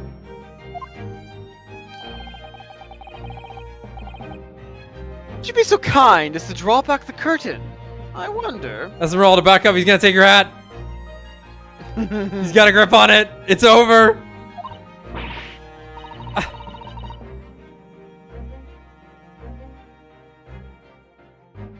Absolument non, I think is how you'd pronounce that. Yeah. Absolument non. There was nothing amiss behind there. Nothing amiss, madam. Someone's clearly dead. What about the arm protruding ominously from under the curtain?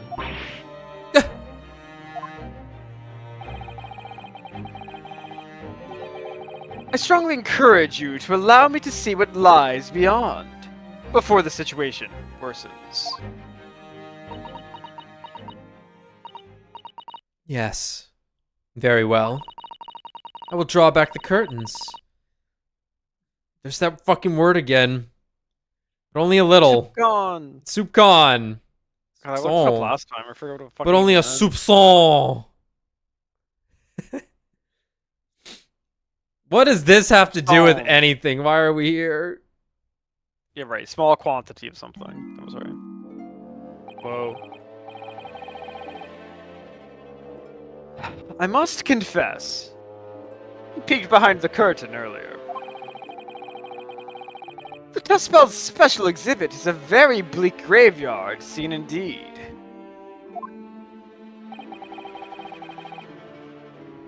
And yet somewhat surprisingly, the waxwork killer one would expect is nowhere to be seen. What does strike one, however?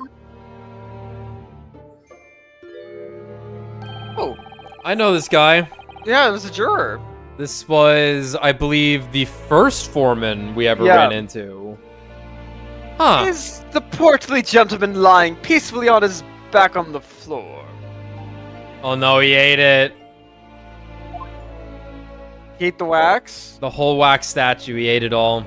Oh my god. Well then, perhaps Mr. Sholmes, that man on the floor, is the ruthless killer himself. I'm afraid not, my dear fellow. He's a perfectly ordinary London gentleman. Not even waxwork, in fact. What? As skillfully made as these waxworks are, they are always distinguishable from real humans. So, allow me to present two conclusions. The first is that a sizable business transaction has been taking place in this special exhibit. Why? Why would you say that?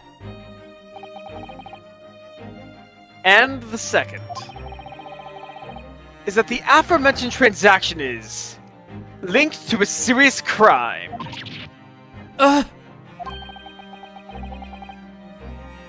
I love this style for eyes, where there's just the like the Hawkeye look, basically. Just that one ring inside of the iris. Yeah. Looks so cool. The Persona games, a lot of characters have that look. I guess in particular has it. Obviously, she's a robot, but looks as pale as candle wax. She's a what? Oh my god, she's pale. Oh, pale women. Oh, I'm sorry. I'm losing control of myself. I don't understand. Just remember, Alex, she's French. Just keep it in. Keep it. You got this, man. Do not be fooled. Do So, not be charmed. Madam Tuspels. No, I'm under her Has tusk agreed spell. to my fee.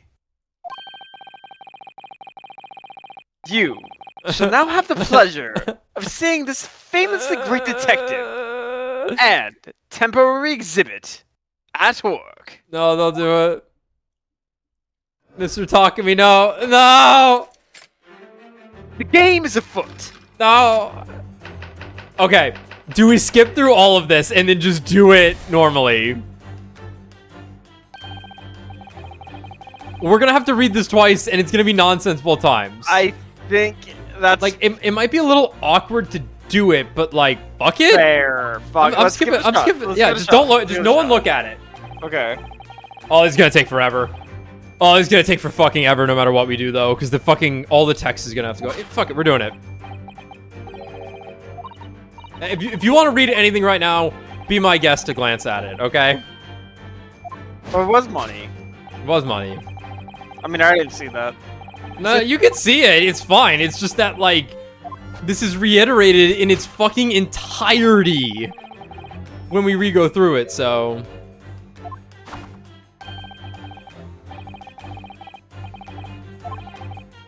Oh my god, she's short. I gotta stop.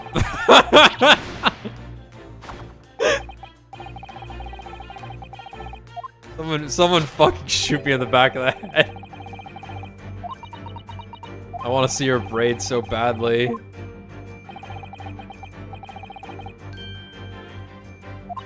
Because that's like the super cool braid hairstyle too, where it's like fluffy around the neck. Uh-huh. It's money.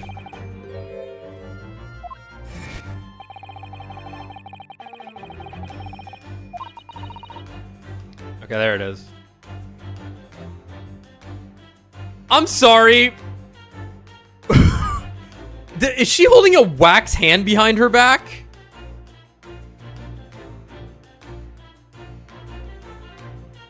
Yeah, she that has would wax no that. hand. Well, then she'd have two fucking left hands. Well, it is fake, so, you know. Yeah, that's fair.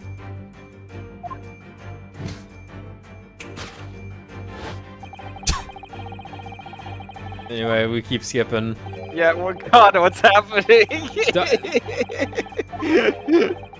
Fine. It's fine. He's dead.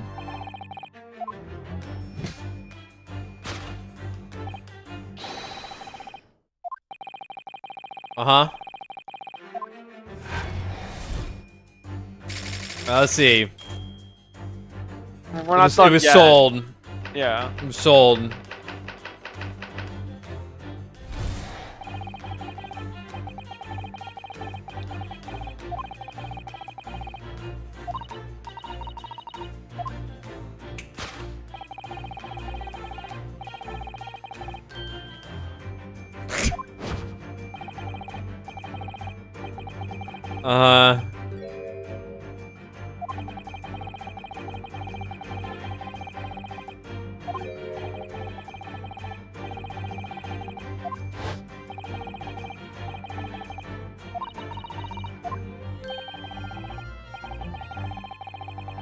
Y'all hanging in there?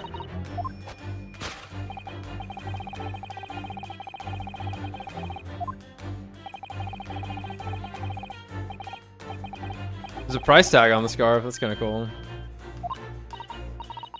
Just leave it on. Who cares? Price tag.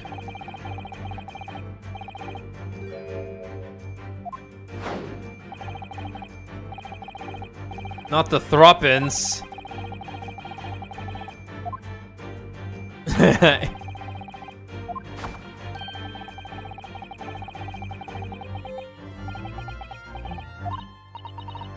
This, man, I'm excited to get to this one. This one's looking crazy.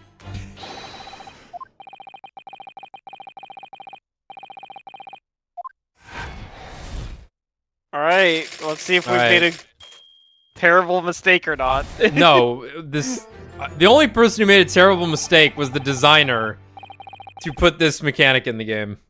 The system. This horrifying puzzle. This event. Alright. I wasn't listening. I hope Ryunosuke just says I wasn't listening.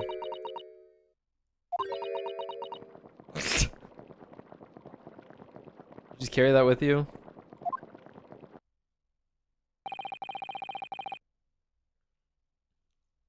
I see. I've stunned you all into silence. You have, Hurley. You have. You've obviously upset this young lady in the process. Her cauldron looks awfully hot. If I could just bring up 1 point, Mr. Sholmes.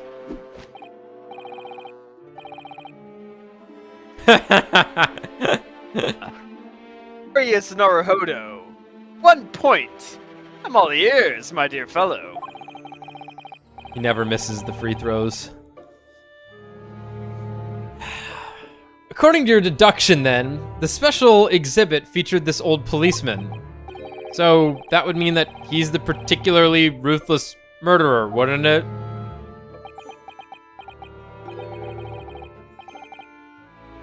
The killer policeman.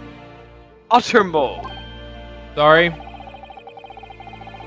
It was a mysterious series of murders that rattled the capital only last year. The police rushed to the scene every time, only to find the culprit had disappeared into the ether. And it turned out the culprit was a policeman himself, a senior officer by the name of Ottermole. Ottermobile. So you mean that's who the sinister-looking old man there is supposed to be? Indeed. It is a particularly grim face, is it not? Unforgettable, in fact. Yes, I remember that odious countenance only too well. But is 200 pounds a lot of money for a wax model? It would be enough to afford one at the latest Steam. It would be enough to afford one of the latest Steam carriages. A game on one of the latest Steam sales. Yeah. Just one, though. If that puts things into perspective. Yeah. So it is quite a lot, then. Check the chart. Oh, yeah. Is there anything else you wish to add? Before I melt you down? That bubbling wax is looking more and more ominous. I don't know. Wax is kind of nice. The smell of that molten wax is starting to worry me. Mr. Sholmes did more or less just accuse her to her face, so I think I might have to call on your assistance here, Iris. Is that all right? Make some minor corrections to the great detective's great deductions. Of course it's all right. We'll soon set things straight. Well, let's get started then, shall we? Before Madame Tuspels vents her anger. Just what I was waiting to hear, my dear fellow. So, Madame Tuspels, in accordance with our agreement, you shall now have the pleasure of seeing this famously great detective and temporary exhibit at work.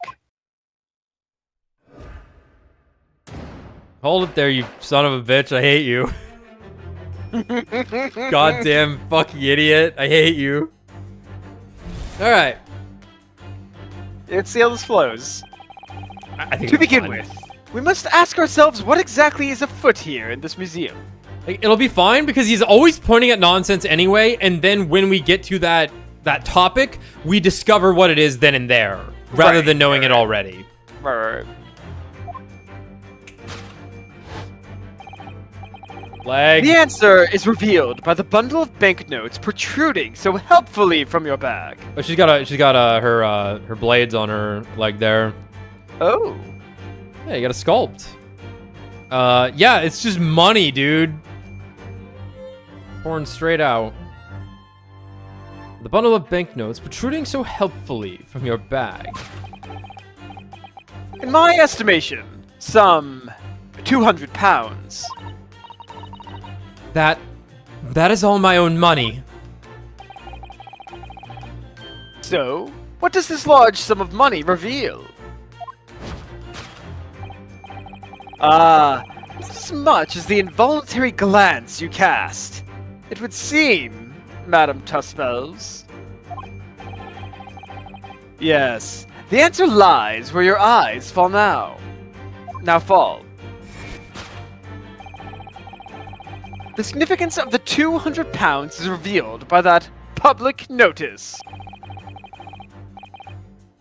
She definitely looked in this direction, it's true.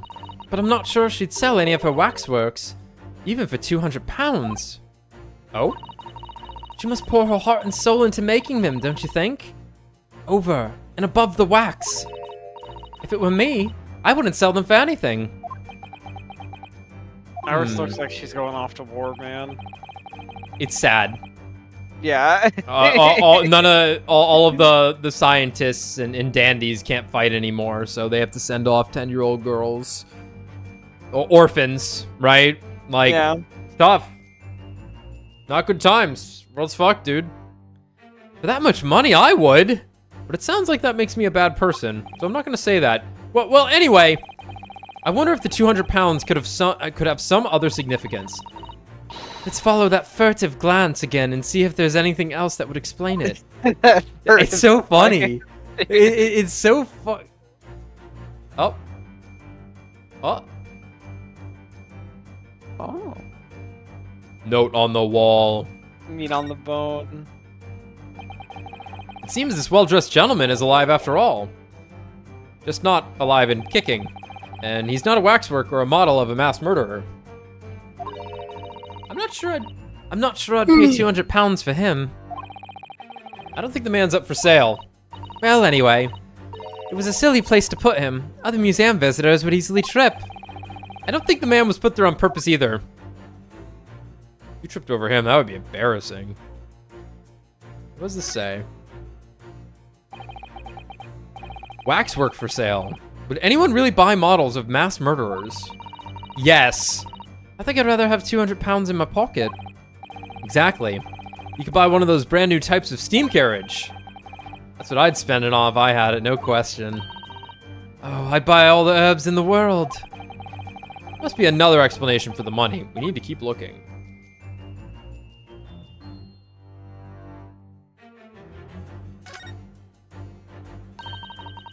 What's that note doing pinned on the wall there? Oh yes, let's see. Dear Madam Tussfells, we've taken the prisoner from this room. The price for his safe return is 200 pounds. Okay, I see where this is going finally. Okay. Right. There needs to be a fake body of some kind for whatever shenanigans is gonna happen with this experiment, right? Mm-hmm. Okay. Right, we talked about this. They threw it from the balloon. Price for a safe return is 200 pounds. Have the money ready by noon on 23rd October. What? This is... It's just the sort of thing that's left behind when someone's kidnapped.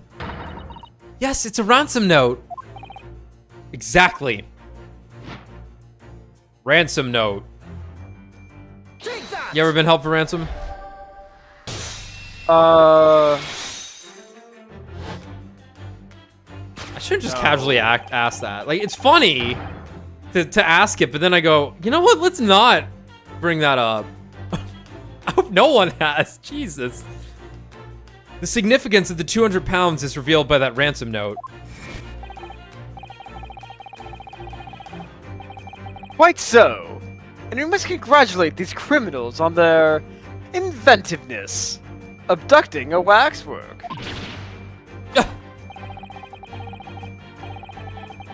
200 pounds is no small ransom fee. Yet, you clearly intended to pay it. The model in question has special importance. So I put together all the money I have. In summary, then, 200 pounds you have in your handbag is ransom money. Now, let us explore the next curiosity with which we are presented. You were held for ransom. No, let me know how much. I want to know how much you were worth. Who is the portly gentleman stretched out so peacefully on the floor? It would appear the man has suffered a severe shock. Why is she lit so differently? She like, Why is she green? yeah, she has like this cool green highlight on her It's instead. even in her fucking profile picture. She's green in that.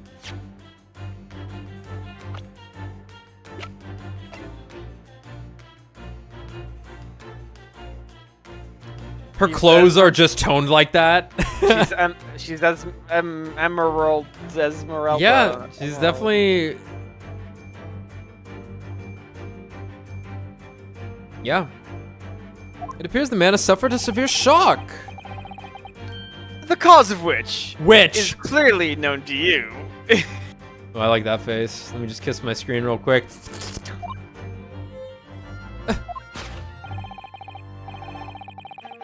Unfortunately, madam, keeping secrets does not appear to be your forte. What dealt the man such a shocking blow was, of course, the 200 pounds. That's what he had said!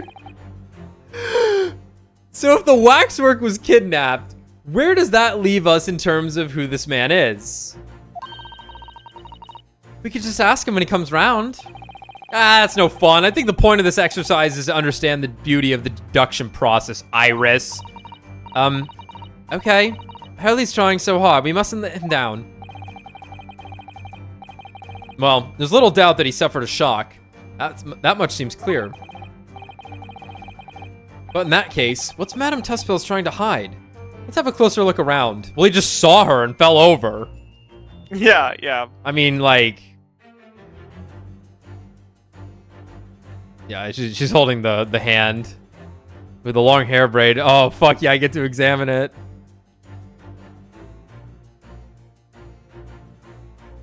I like this one.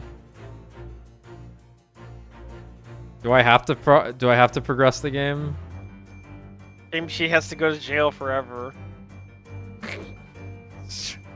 Holding a whole ass hand on her. This mechanic is fucking absurd. Or this system is fucking absurd. It's wild. I will simply incriminate myself by holding evidence out in the open. Like honestly, this is like a harder stretch of the imagination than like fucking Apollo's supervision, where it's like, cause at least it's like there, it's like you're trying to catch someone. You're looking at them sweating, right? Yeah. It's like Behavioral science is a thing. Yeah. Look at the way his eye fucking twitches when he lies, right? This is just, I'm going to fucking astral project myself to see what you're hiding behind your back. Like, cause it's like the premise is that like, imagine you're hiding something behind your back, and a guy's like, "All right, I'm gonna walk around you to see what he got back there." Oh, Madame Tussville's has very long hair, doesn't she? Yes, but you couldn't tell looking at her from the front. You know, it looks rather like a whip, don't you think? Sort of whip that could have floored the gentleman with a single crack. God, I wish that were me. That seems a little far-fetched, even for you, Runo.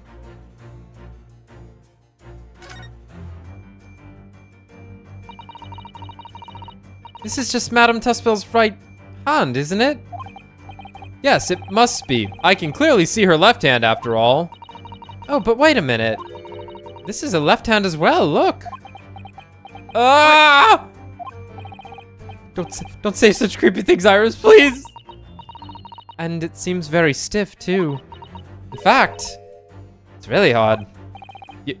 You mean it's made of wax?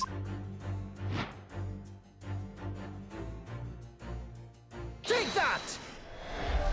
Actually, give it to me. The waxwork hand. What dealt that man such a shocking blow was, of course, the waxwork hand. Indeed. With a solid waxwork limb, one could deliver a very substantial blow. How could you? The hand protruding from the bottom of your cape. It ought to be a right hand, but closer inspection reveals that, in fact, it's a left hand. And somewhat masculine as well. In other words, it does not belong to you, madam. It is the hand of a waxwork model. Yeah. God.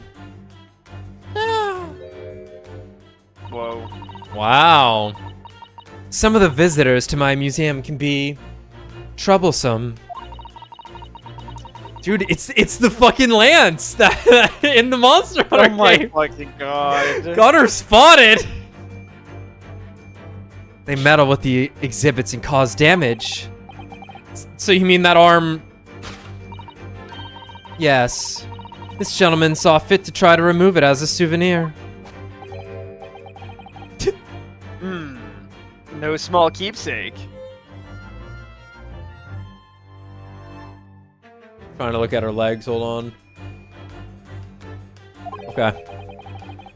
Like taking a whole branch of a cherry tree when you go to view the blossoms. I'm afraid I had to teach the man a lesson. You confronted the man and tried to take the arm back. And the result, the scene we see before us. He was knocked unconscious. God, she'll never beat you to death with a wax arm. God, it would be nice. God. A point we may need to revisit later, but for the time being, we have our conclusion.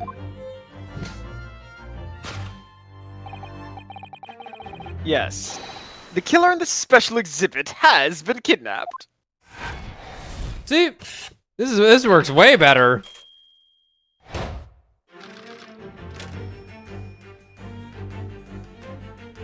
Waxwork location discovered already. The question that arises then is what has become of the waxwork that changed hands? Let us consider that problem for a moment. You cannot possibly. What immediately strikes me about this conundrum is the young man standing over there. Young man. Who is this fellow? To find the answer, we need only observe his neckerchief. According to Mr. Sholmes, the yellow neckerchief is a sign to other policemen that some crime is underway. A way of communicating with his colleagues without revealing his identity, yes. It's a secret that's closely guarded by Scotland Yard. That Mr. Sholmes didn't hesitate to give away. Well, uncovering secrets is in any true detective's nature, of course. Right.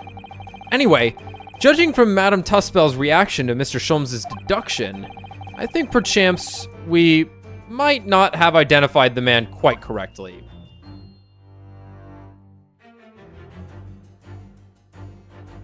Oh, cool. Oh, that's fun.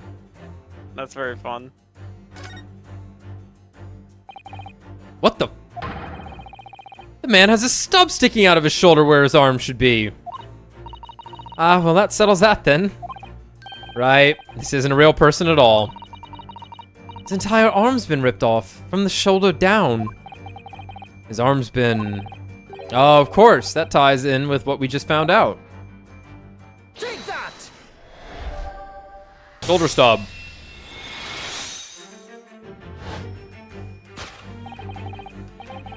Who is this fellow? To find the answer, we need only observe his shoulder stub. No such boneless human walks this earth. Outside of boneless Joe, of course. Of course. Of that, I can assure you. Believe me, I've tried. In other words, the man standing here, the young Sergeant Jean Clay, is in fact defying all odds. A waxwork model. Okay, so... Oh, that's a new one. I seem Because to I did remember... notice... I'll say, I did notice him talking about John Clay as if he was a real person during the other segment. Okay. Because he talked about, it's like, oh, this is my buddy from the Force that I've met a few times. So we did lose it's not a big deal, though. Nope. I seem to remember it was you who concluded he was a real person in the first place, Mr. Sholmes. He has become quite a celebrity in London, being the winner of no less than 3 policing awards last year. I simply had to make a model of the man. Naturally! What other explanation could there be? And it was this detective's arm that was pulled off by the man on the floor in the special exhibit, wasn't it? Next, we turn our attention to the old man sat before him with particularly unsightly visage. I've been watching closely, and he hasn't moved a muscle. Almost, in fact, as if he wore waxwork. Oh no, that is funny, because then he's wearing the yellow handkerchief on his arm there. Yeah. But you... Your reaction only confirms my suspicions, madam. I noticed it at once, of course. Observe! The telltale sign that instantly proves whether or not this old man is waxwork is the obvious price tag. Killer policeman called Ottermole, was it? Was he well known? It was all over the papers last year, but I can't say I know what he looks like. It's a very low price, though. Threepence isn't much money. Only enough for a few measly hours of gas in Mr. Garrett Hebb's delightful lodgings, in fact. So this is the special killer taken from the special exhibit. Is it? The waxwork that somebody stole from the museum and tried to ransom for 200 pounds. Is this crusty old killer policeman Ottermole? Really? Perhaps we should have a good look around again and see if another idea crops up. Oh, that's funny. I want to see what he says about the scarf on the arm, though. I don't believe it. It's the secret sign that lets other detectives know some criminal activity is underway. Yes, it's a slightly strange choice of outfit if he was trying to go unnoticed. Oh, he must be a detective disguised as a policeman. Or a detective disguised as a waxwork model of a policeman. He doesn't look like he's clever enough to think of something like that, though. Perhaps you should try to be a little more polite about him, Iris. Funny.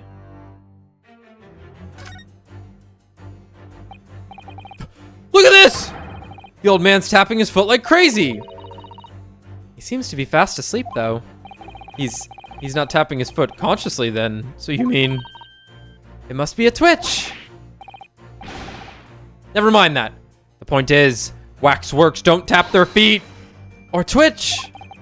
Yeah, they use YouTube. Look at his arm, too. Seen a scarf like that somewhere else around here, haven't we? Take that! YouTube. Yeah, YouTube.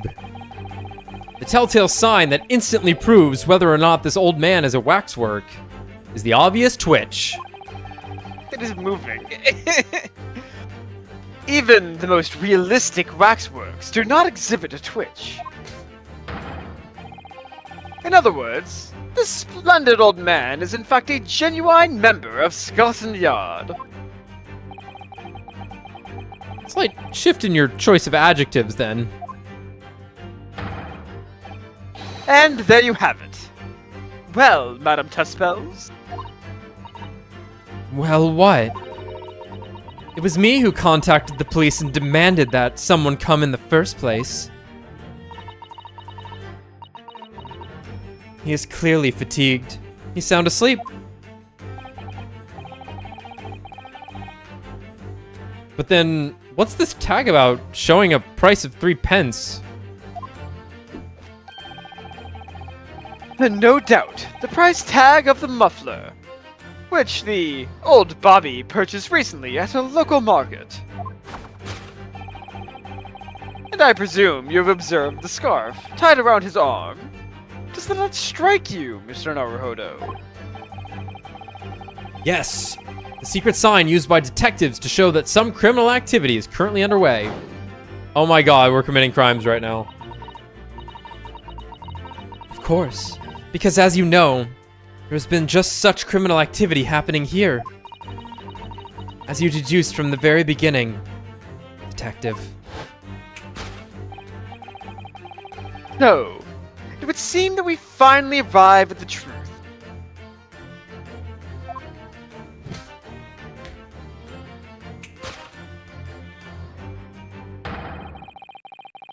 The waxwork, the especially ruthless killer from the special exhibit, has been kidnapped. And Scotland Yard are already investigating.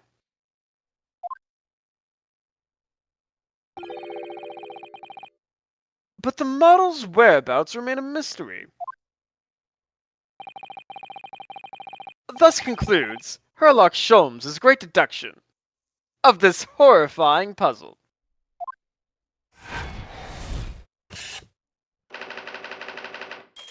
Still a mystery! Solved! That's pretty funny. Reduction complete. Elementary.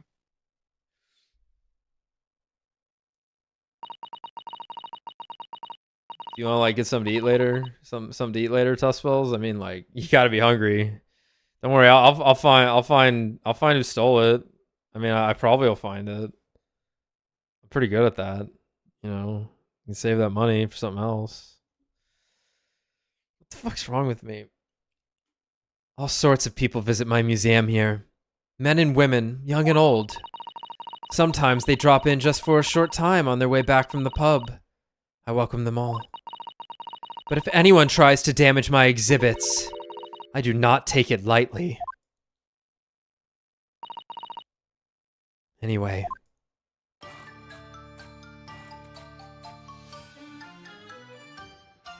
Still missing your arm?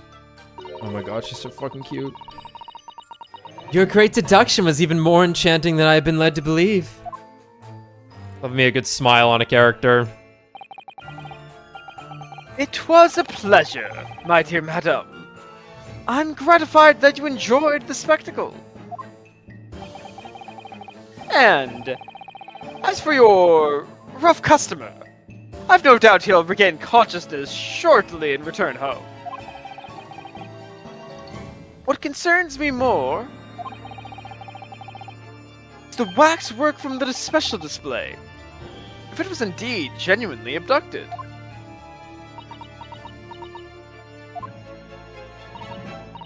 Yes.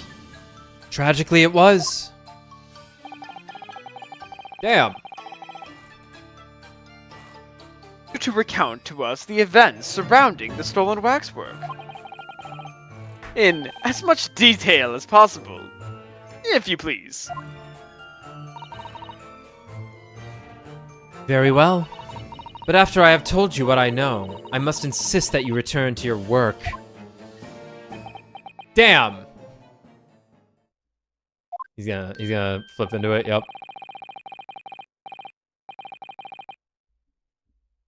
Talents of a great detective could be put to better use, I feel. But as you wish.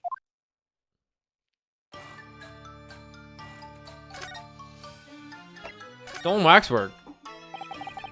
Wow, it's like she could have just told us everything. Tell us more about the stolen waxwork, please. It was some days ago now, when I came in here one morning. I immediately noticed that a waxwork was missing from the special exhibit here.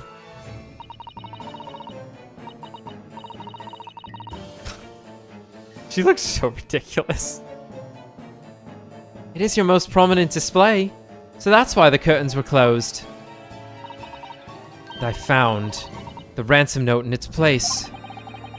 The culprit must have broken in during the night and taken it then. Or it walked out. So this waxwork was stolen.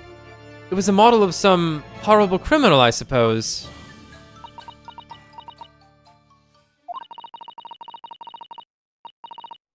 Of a particularly horrible criminal, in fact.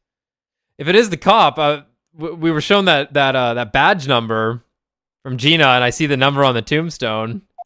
Mm-hmm. The killer who left a more profound scar on society than any other, I would say. The Professor. The Professor. Not a name I've heard of. Like, if you were gonna hit me with the Joker, I would have been pretty jazzed about that.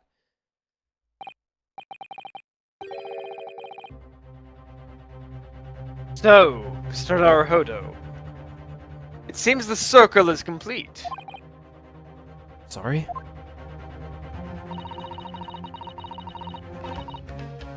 Of course. The Professor case happened at around the time I was born, didn't it?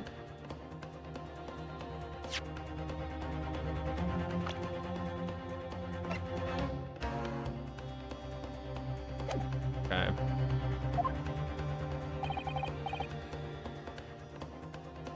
Indeed it did, Iris. 10 years ago, a series of murders that rocked the capital. 10 years ago. Yes. At exactly the time that Barack von Zeeks graduated from university. In fact. All right, that's why we came here. Oh yeah, we were gonna ask him about some things. Oh yeah. Okay. What? Surely he's not saying.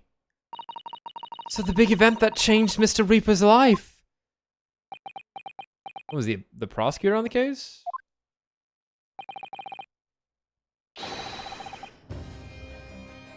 As you've surmised, it was the Professor case. Who is this professor then?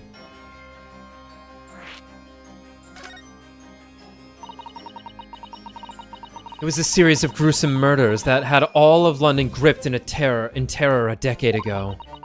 After 5 victims were killed, the man was arrested and put to death.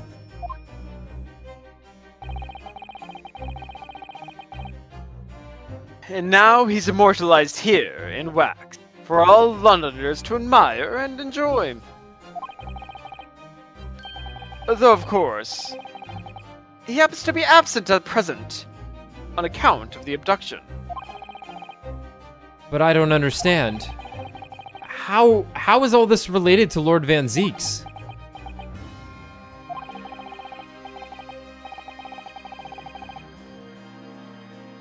You must first understand, my dear fellow, why it is that the Professor earned such infamy.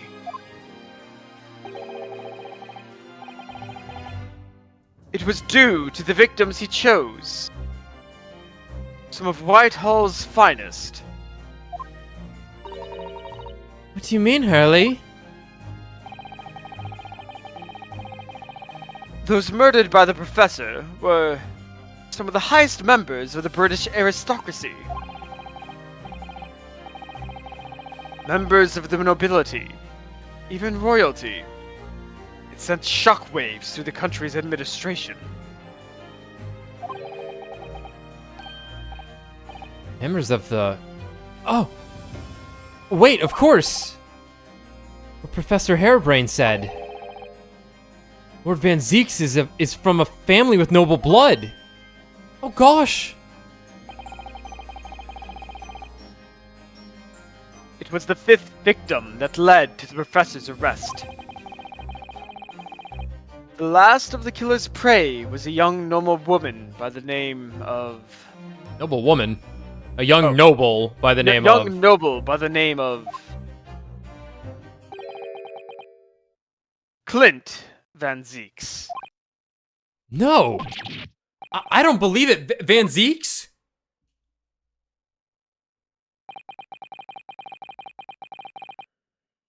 I'm sure you can piece together the rest for yourself. In the wake of his older brother's murder, the young Barak pursued a career as a prosecutor. And eventually became the Reaper we know today.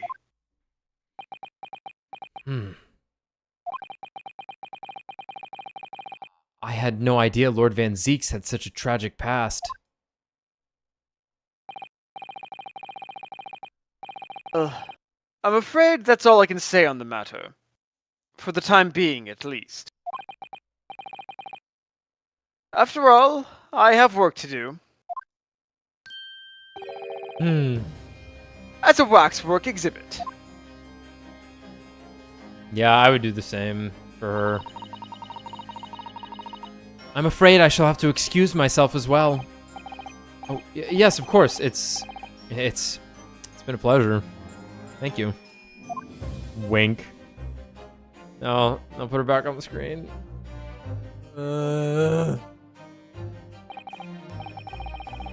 Well, none of the predicted scenarios I've been analyzing involved you coming to visit me here. I'm sorry. Is this Zeke's? Well, none of the predicted scenarios I've been analyzing involved you coming to visit me here.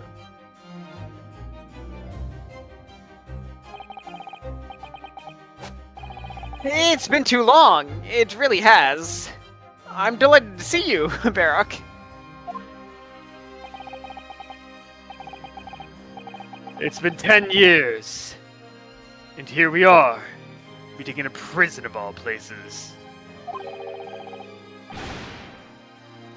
I can't forgive myself for what happened to Mr. Assman. I just can't. I still can't believe it could happen.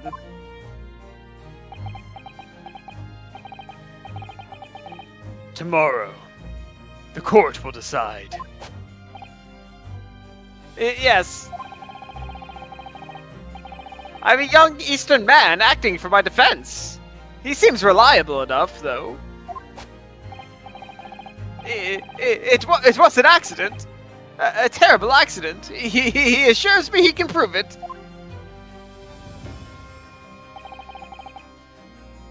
I must warn you. He's looking at us now.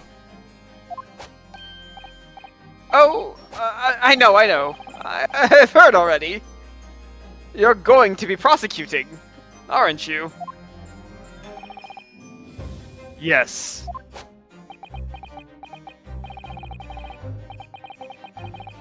Since I returned to England, I've heard lots of stories. Barak, are you really? What? Never mind. I know that you have my best interests at heart.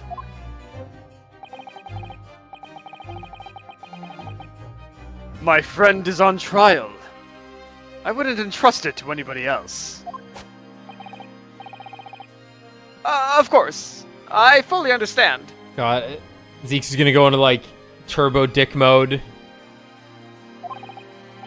He's gonna be more ruthless and unreasonable than ever. Thank you, Barak. Until tomorrow, then. I'll see you in court.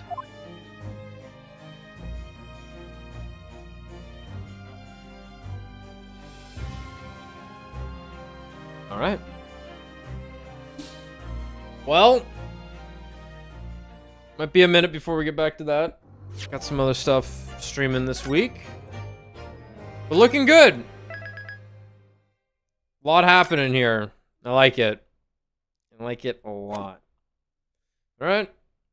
Probably be back in a week to continue this. We'll be on regularly scheduled programming. Man, we're not finishing this shit before Metaphor, though, I don't think. Got 2 weeks from Friday, I think. Yeah, that's not happening. We're probably not beating this game in time.